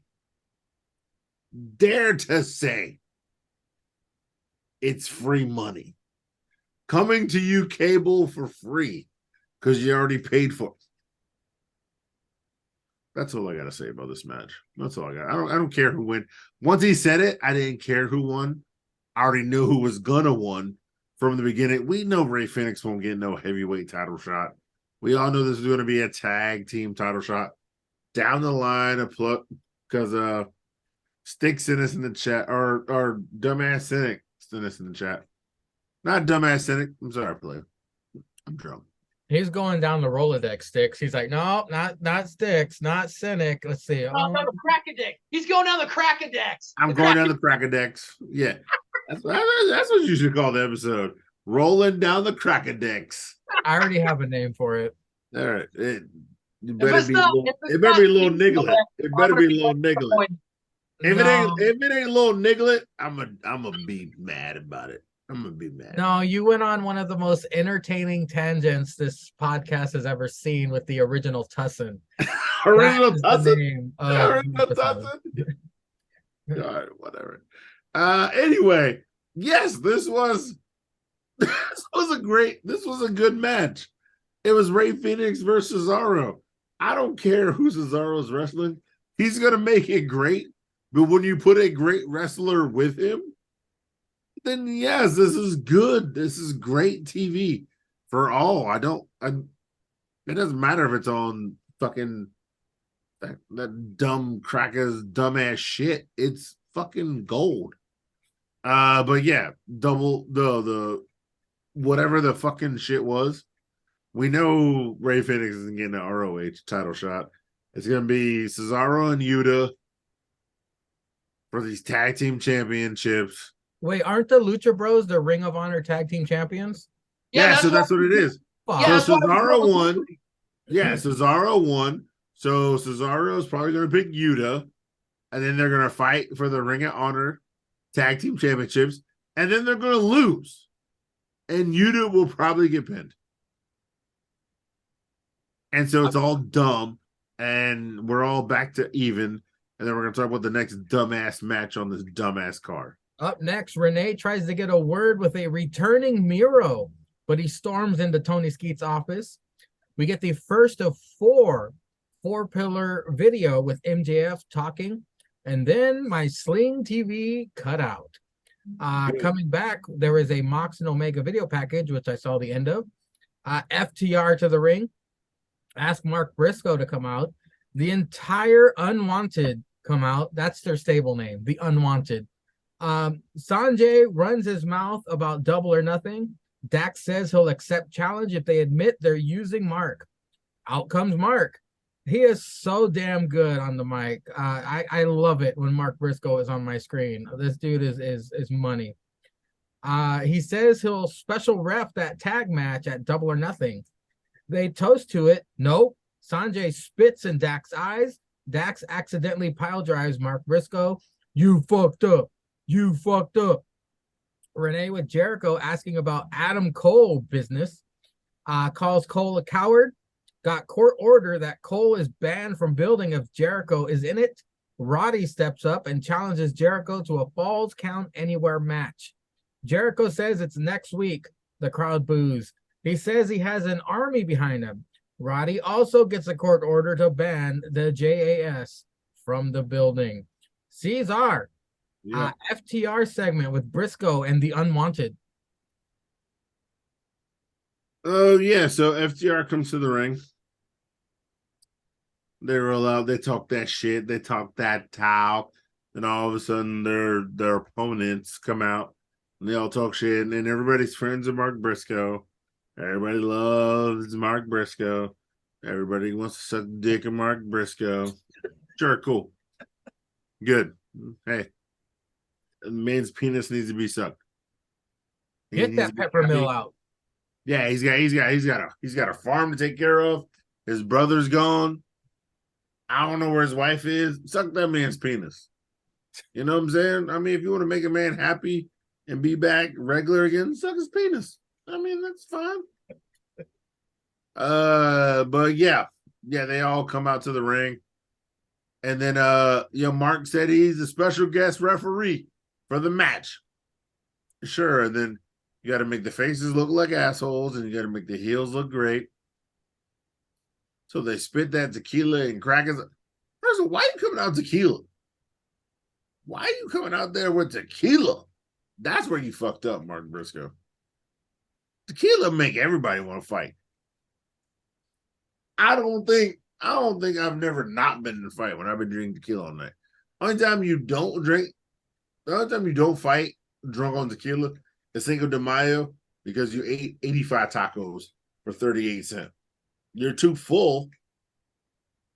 Yeah, you're too full not to fucking, fight. You'll still fuck that married girl who's been grinding on you all night. That's her husband's problem because I'm a still pipe. You know what I'm saying? But that's her problem. Because I'm in these streets, girl. Oddly specific scenario. Yeah, I'm still in these streets. Hey, you want this black dick? Yeah, I got you, girl. But I digress. So yeah, they spit tequila in the eyes, and then he power bombed Mark Briscoe because he couldn't see. Hey, look, if some bitch skeet tequila in your eyes, I'm just saying, you can't see. It's alcohol. You gotta have glasses on. They had no glasses. It's not surprising to me, Sangria. You know what I'm saying? Cracker spit the tequila in his eyes. We know Uncle Dax loves tequila. We follow him on Twitter. He's always buying tequila. He loves to drink it before he has his podcast. Them crackers knew that. Jeff Jarrett and them knew that. They brought it to the ring. Because we bought expensive tequila. We're gonna have this a nice match. And they spit in that cracker's ass. Hey man, look, them dumb niggas was caught slacking. FTR, you caught slacking.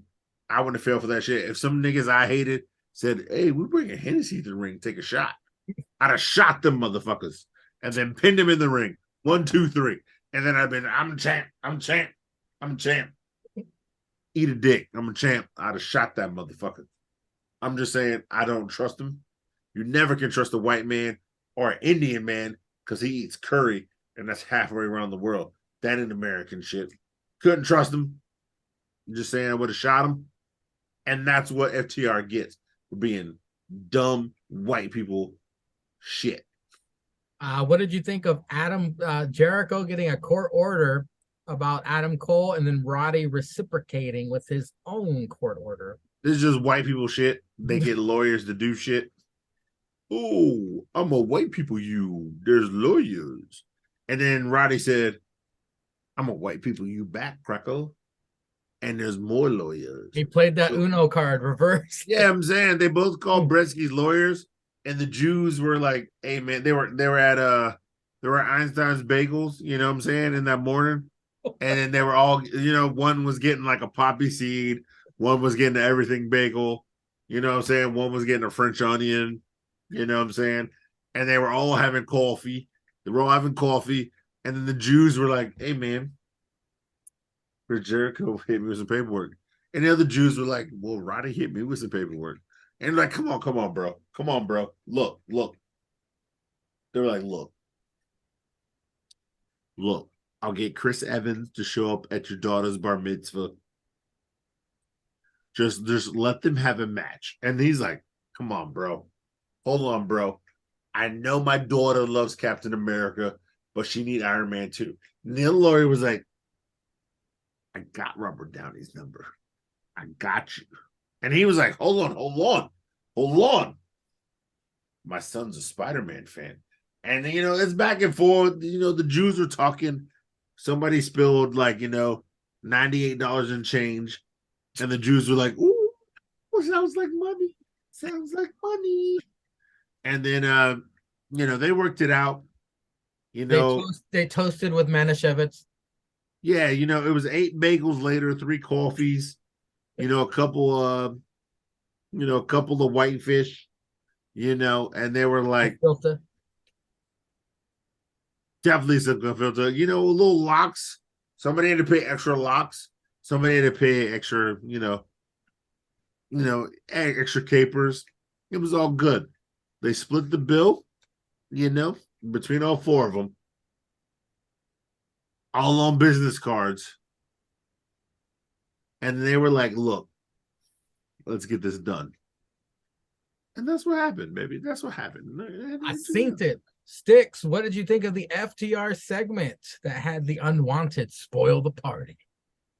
I'm just going to say this. I'm glad Mark Briscoe didn't become a charity case with what happened with his brother. I'm glad that he has taken the time that they've given him, and he has proven that he's worth it, like in ring, on the mic, all that stuff. He has continuously shown why he was one half of the best greatest tag team in Ring of Honor history, and he's shown why he can be a good single star. And this is where Tony Skeets allowing the Ring of Honor crossover. This is one reason why I'm glad that he has allowed that, because he's getting Mark Briscoe on TBS television, national television, to put eyes on him, to hopefully maybe bring eyes to Ring of Honor. This has been a reason why I'm glad that he's done this. Now, there's 100, 200 reasons why I'm disappointed why he does it. But this is one of the few reasons why I'm glad that he does it. Mark Briscoe comes out there, he puts on a show, and he's been one of the shining spots on this, if not the only shining spots on this FTR and unwanted promo back and forth. And that's the only thing I took out of this whole thing. Jericho and Roddy doing some white people in, according to Cesar. Yeah, Cesar's 100% on this. This is shit that you see on, big ups Jerry Springer, shout out to Maury. This is the shit you see on this stuff. And I'm going to be glad we're going to get Roddy on TV. We hadn't had Roddy on TV for a shit ton of time. But if we didn't have Roddy coming out of this, I can give 2 shits. So I don't give a shit of this till we get Double or Nothing, where we'll probably get Adam Cole and Chris Jericho, where Jericho, you better put Adam Cole over, man, because we haven't had this guy legit and something worth a shit for quite a while since Forbidden Door. I mean, yeah, he came back, he took on the fake Mexican, but it'll be the first match that had something significant attached to it. And if we didn't have him versus Roddy, then I could give 2 shits till we get the Double or Nothing. But we're going to get Roddy against Jericho, where I imagine Roddy will look strong, but Jericho will collect that dub. But I see what you did there. The Roddy will look strong. I see what you did there. You got me. Up next, Renee gets approached by Thunder Rosa. Fuck. Why? Why, God? You forgot Miro. Why? This sucks.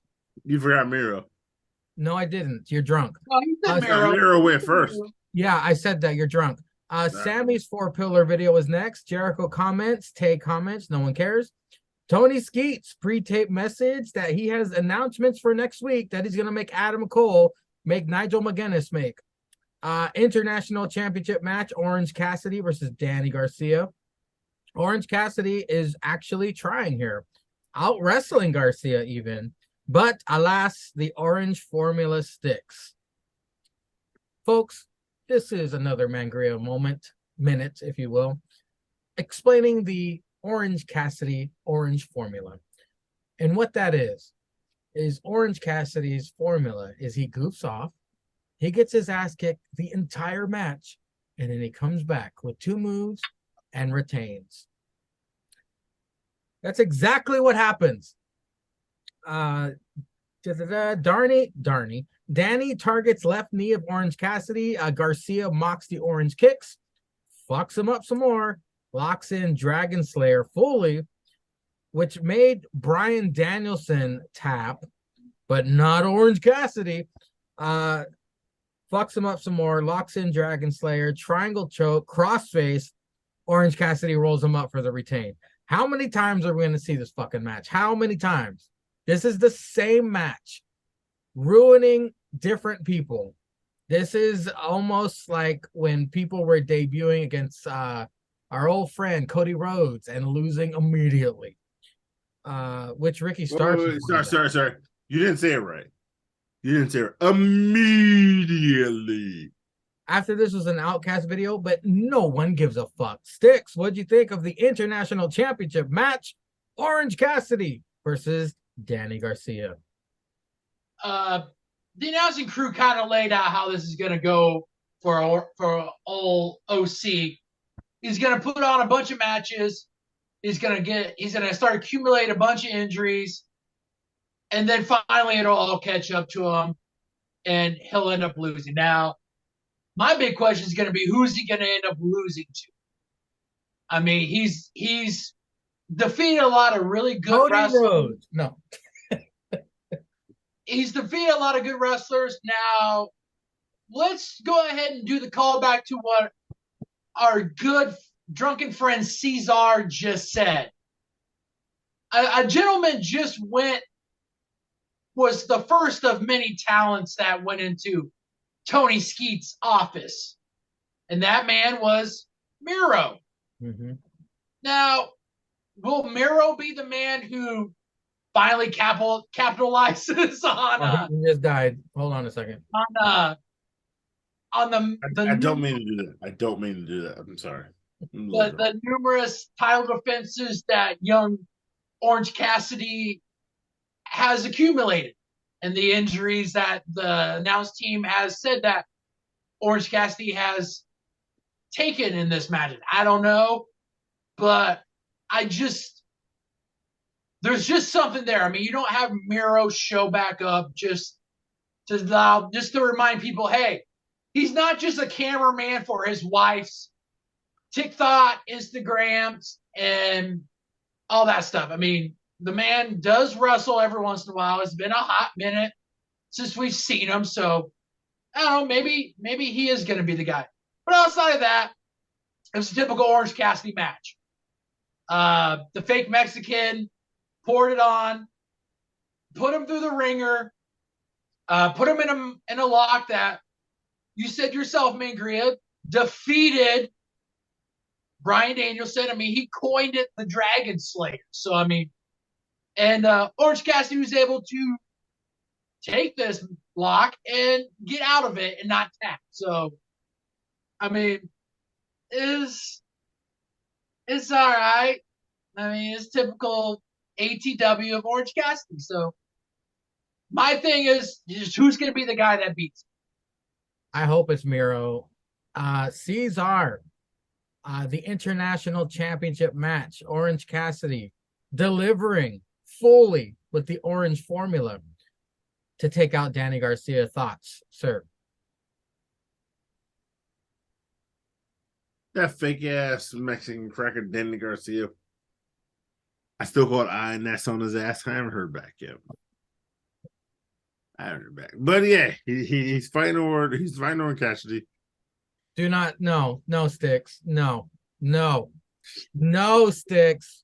No, he is not. He better not dance ever again. What are you talking about? He knows Sticks down. Keep doing it. No, Danny. Yeah. I don't want to see Danny doing that shit. Yeah.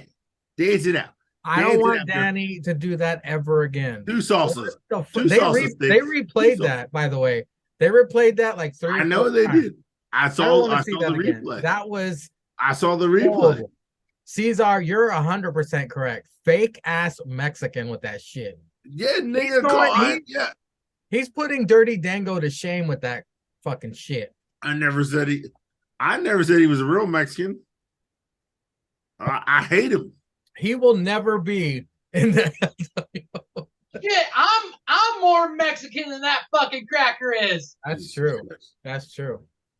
And he is nowhere Sticks near. can go to Caesar's barbecues, Sticks got way more color than fucking Danny Garcia. Facts. And Sticks is invited. I told him he can come to all the barbecues. He won't. And he gets one coon a month. I just said, yeah, I don't care. Sangria, you can come too. You can come too, Sangria. All barbecues you want. I'll bring the tamales. Damn right. I know, because I know your wife made them. Oh, and so sure. you all the Mexican slurs you want. But then, anyway, fuck this bullshit, okay?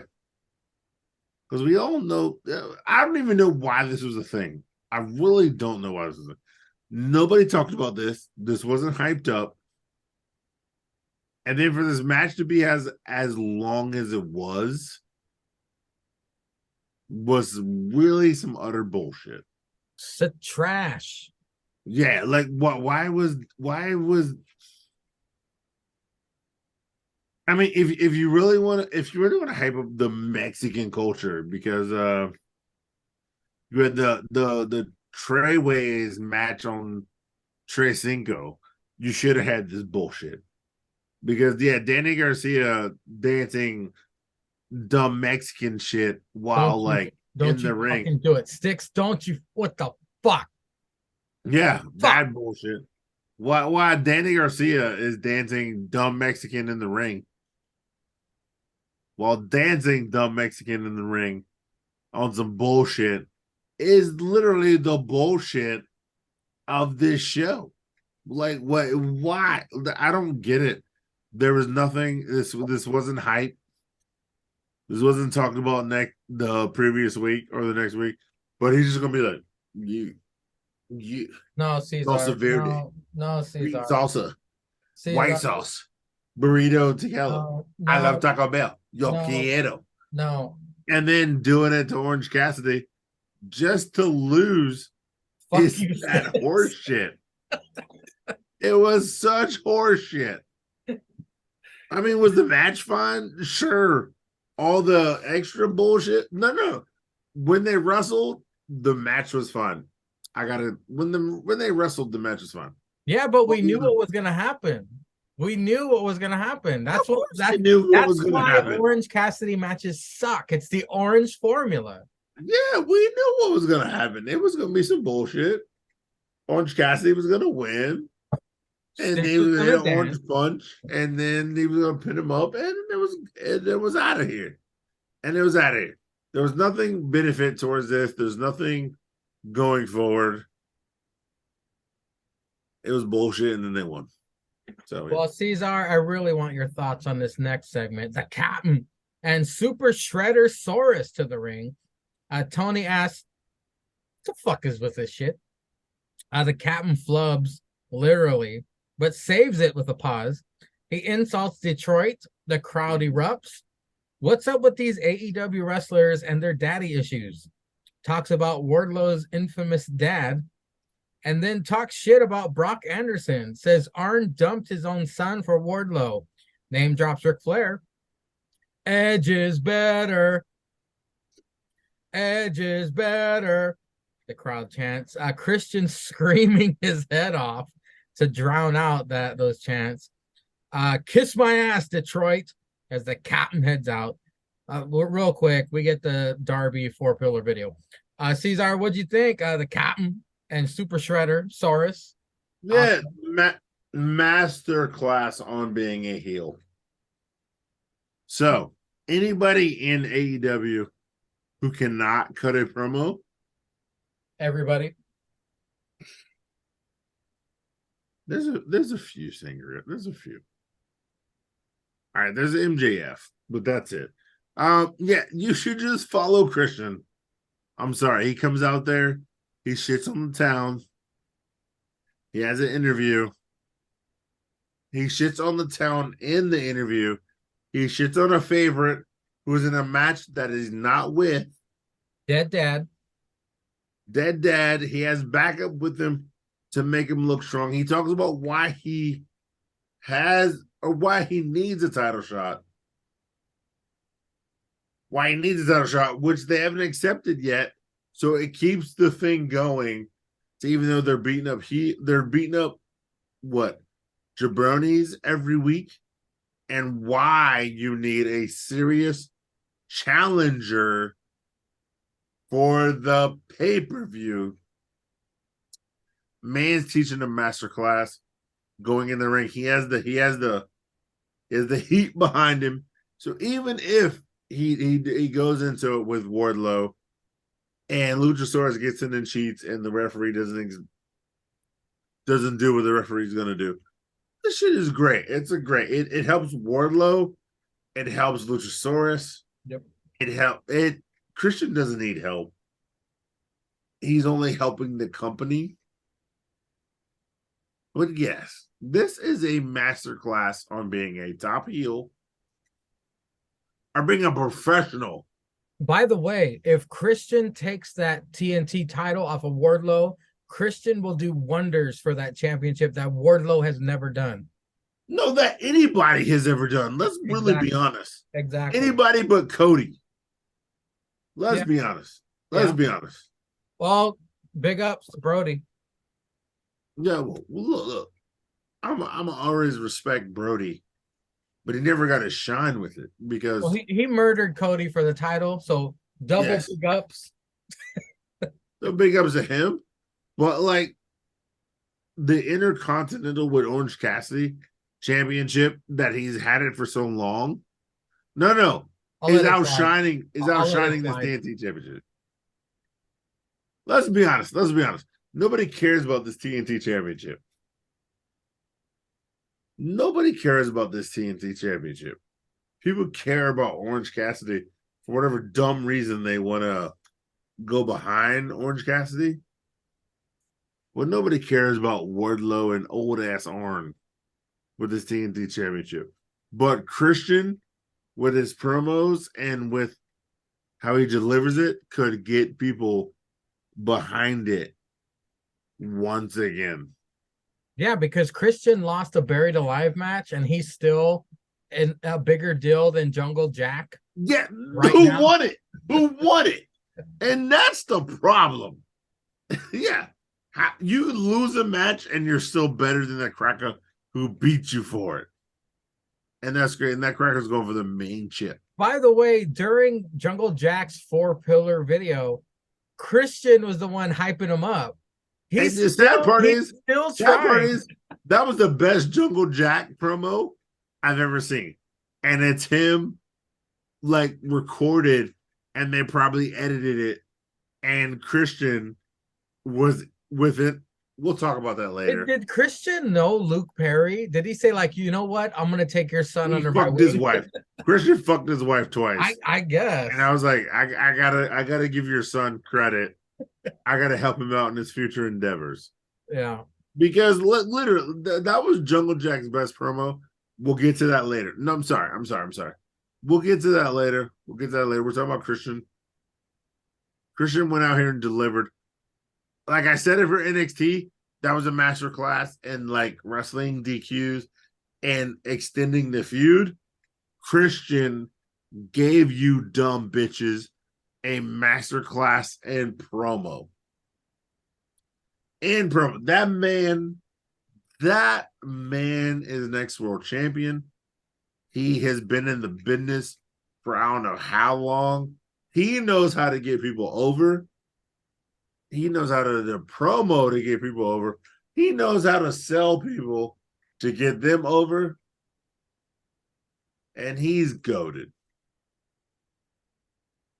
But yeah, it was all about Christian.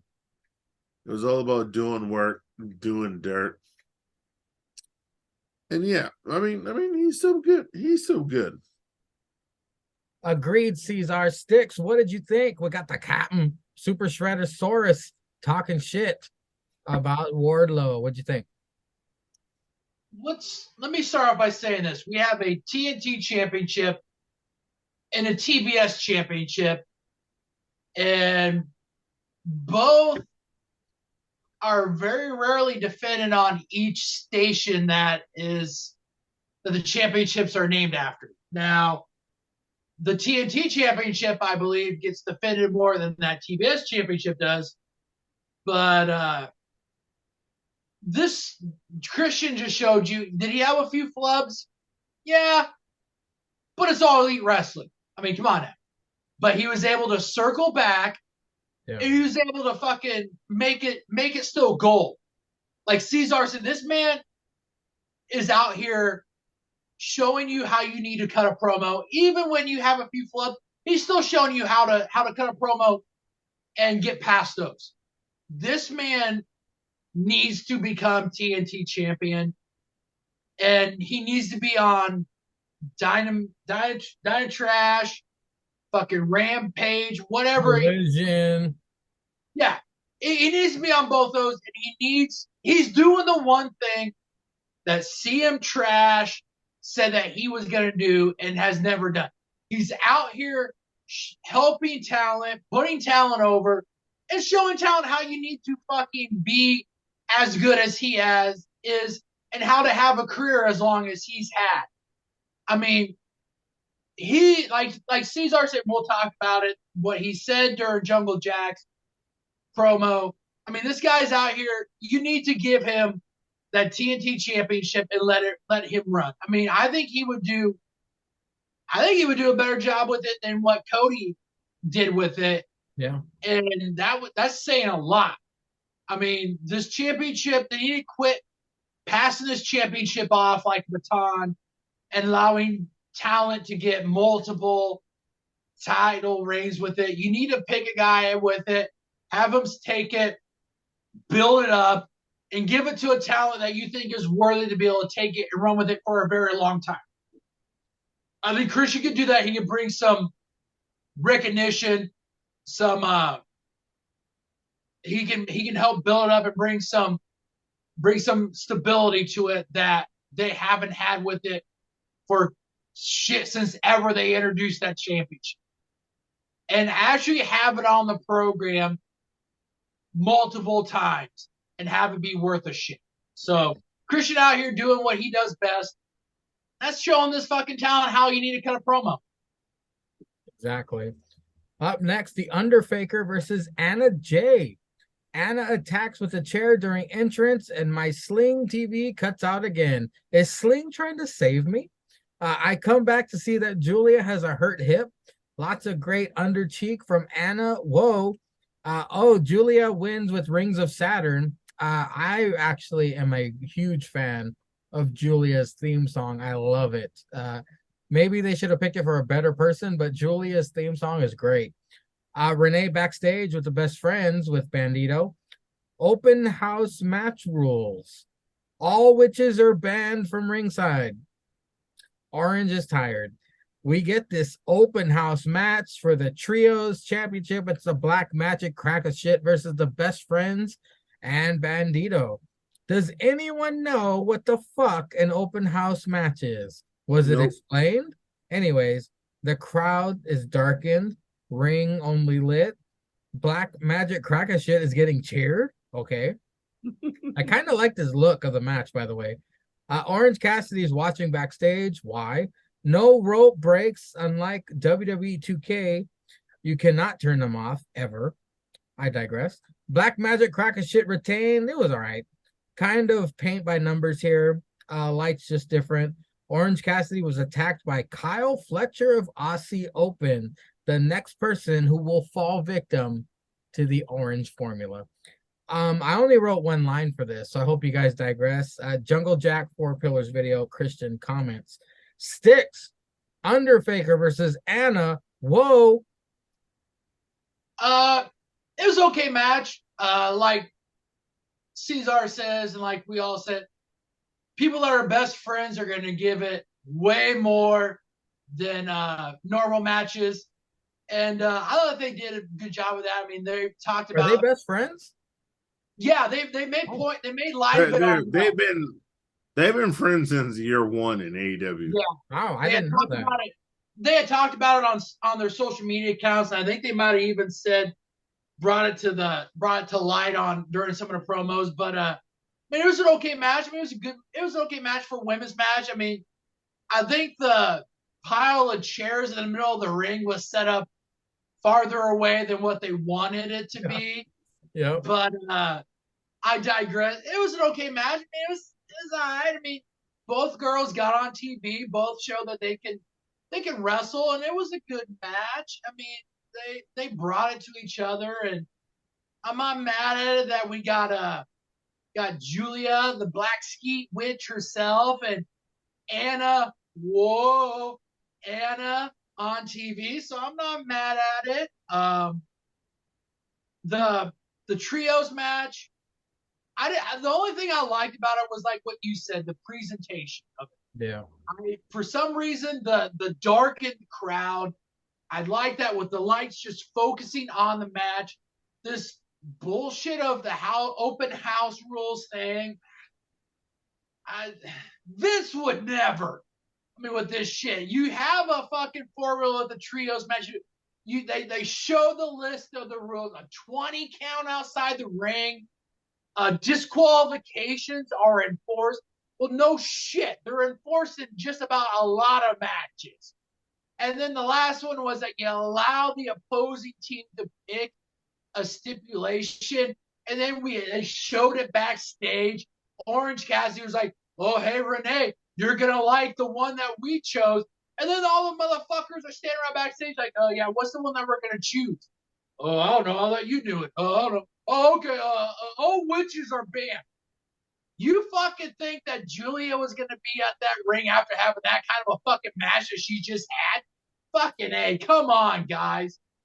But the only thing I liked about this match was that the presentation of it. I hope they go forward with it. It's something different. It's better than having a fucking red light match that the Fiend had on fucking WWE. So I wasn't mad at it. In the fucking these four pillar fucking promos. Once again, Captain fucking Save Jungle fucking Boy in his fucking promo. Did him a solid on this. Put him over. That's the only good thing you can fucking say about this. Outside this, who gives a fuck about these fucking promos? Just time killer like we had talked about. We still got, what, another week, 2 weeks before fucking Double or Nothing. So we're going to have some other... 3 weeks. Fucking 3 weeks. We still got fucking 3 weeks to fucking put up with this bullshit. 28th. Yeah, well, technically 2 weeks from today, but yeah, you're right. Sorry. I mean, we still got fucking bullshit time to fucking have to put up with building this fucking shit up. So, good fucking luck. Jesus Christ. I mean, God. You know what, Sticks? I don't think you say fuck enough. Caesar. Fucking A, man. Fucking A. Under Faker versus Anna. Whoa. Whoa. Whoa. Butt meat was out all night because one bitch has a bad attitude and a fat ass. And then she wrestled a bitch who God was damn out it, here, Sticks. you know. Fuck. Fucking Sticks. Yeah. Shit. That other bitch was out here wrestling, you know, and she liked black dick. So, I mean, you know, you had a wide open versus, you know, fat ass and a bad attitude. So, bitches was out here. They was fighting, doing work, doing dirt.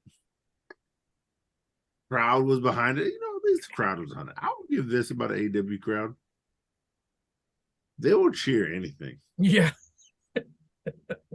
They will cheer any match, anytime, as long as it's during 8 p.m. to 10 p.m. on a Wednesday night. If They Willow will cheer. Nightingale is out there against Riho, they're going to be cheering. They don't care. They'll cheer that shit. They'll cheer that shit. You hit one good spot, and then, yeah. Fight They're all about forever. They're all about it. And no, I'll give them that. I'll give them that. They'll cheer all of it. You know what I'm saying? And whatever. This was some decent shit. But no, that's what is going on. They were, I think, Rampage. They had a match, and now they have a match. If you want to put them on the front card of the pay per view with a match, yeah, I'm not gonna. Put on the YouTube part of the pay per view. We'll have a match. We'll probably have like predictions about it. Whatever the fuck, doesn't matter. That's what they're doing right now to get these two ladies back in shape to wrestle or whatever. Sure. And then you had the all out match. Oh well, the trios match. Open house. Yeah, open house match. That's what it is. Open house match. You get to make a rule. Caesar's gone, man. I don't care. Fucking gone. I don't care about this fucking show. I don't care about this fucking show. The all house match. Yeah, these other three crackers get to make a rule. The best amigos. The best amigos versus House of Black Magic cracker shit. They get to make a rule. No witches. No, yeah. A bitch got hit with a chair. Bitch got hit with kendo sticks and chairs like literally 8 minutes ago. And she's banned from ringside. That's the dumbest rule you could have made, Trent, with your bitch ass. And then there's orange cracker going watching the back while you fighting these other three crackers. One cracker ain't got no legs. Yeah, then there was a trios match. Why would you have Bandito, an ex-champion, with these two other crackers who've been there since day one versus these other three crackers?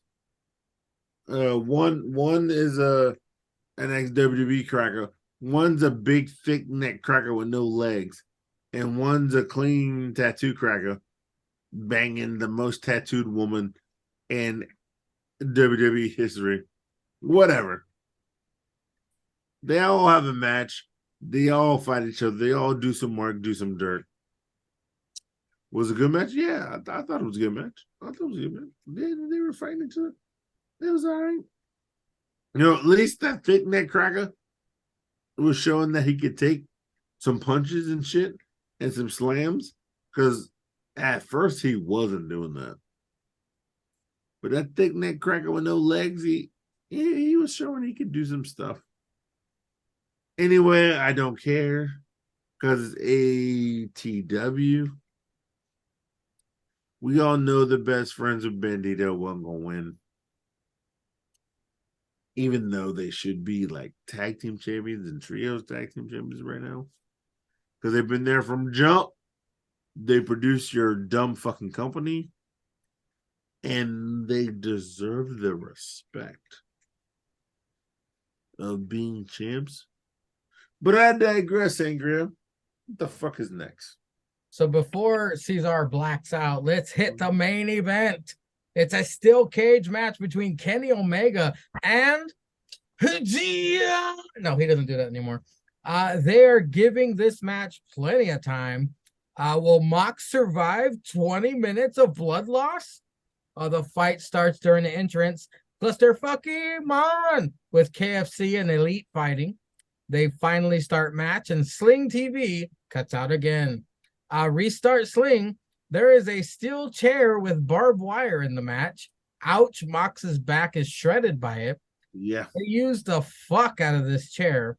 Mox bleeding. That's the free spot on your AEW bingo card. Mox uses detached top turnbuckle to torture Omega's mouth.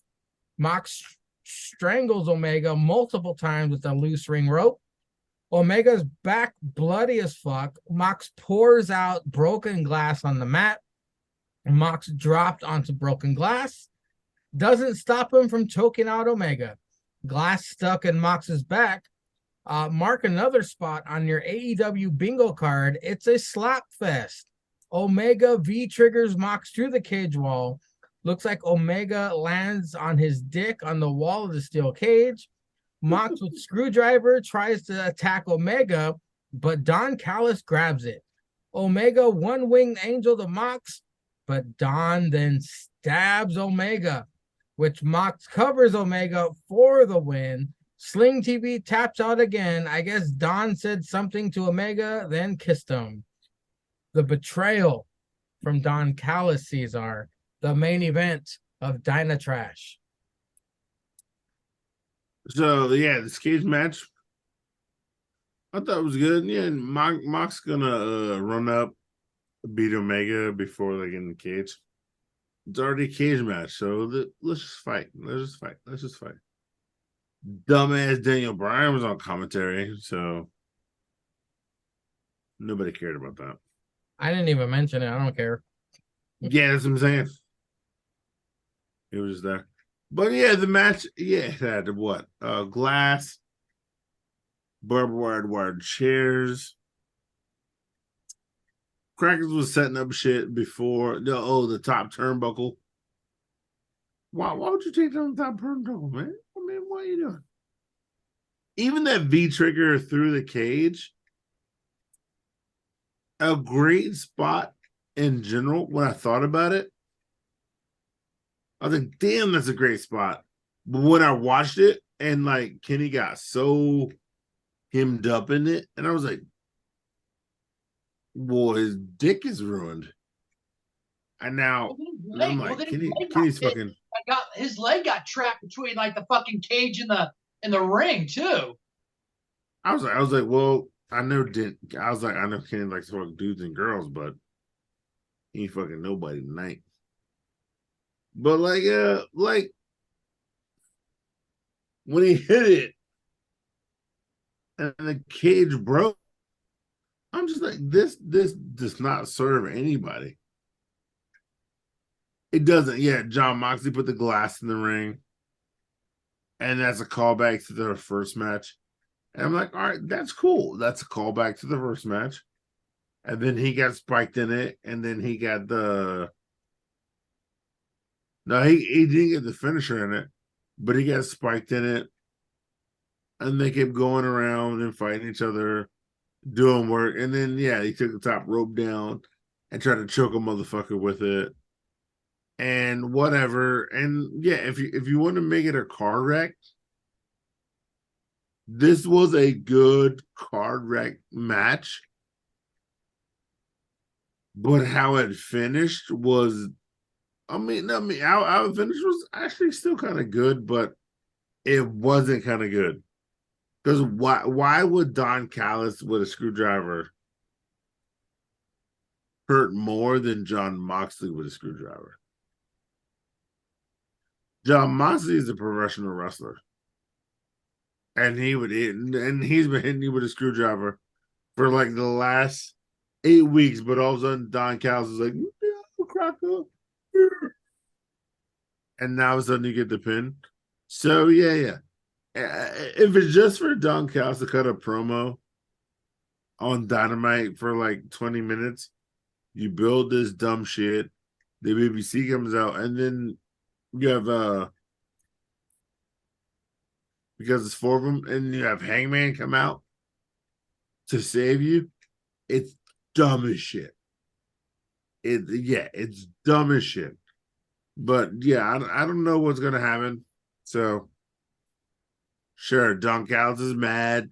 He wants revenge against Kenny because Kenny couldn't protect him against the scar he has from the Kitty Fonder Club for beating his ass. Sure, all right, whatever.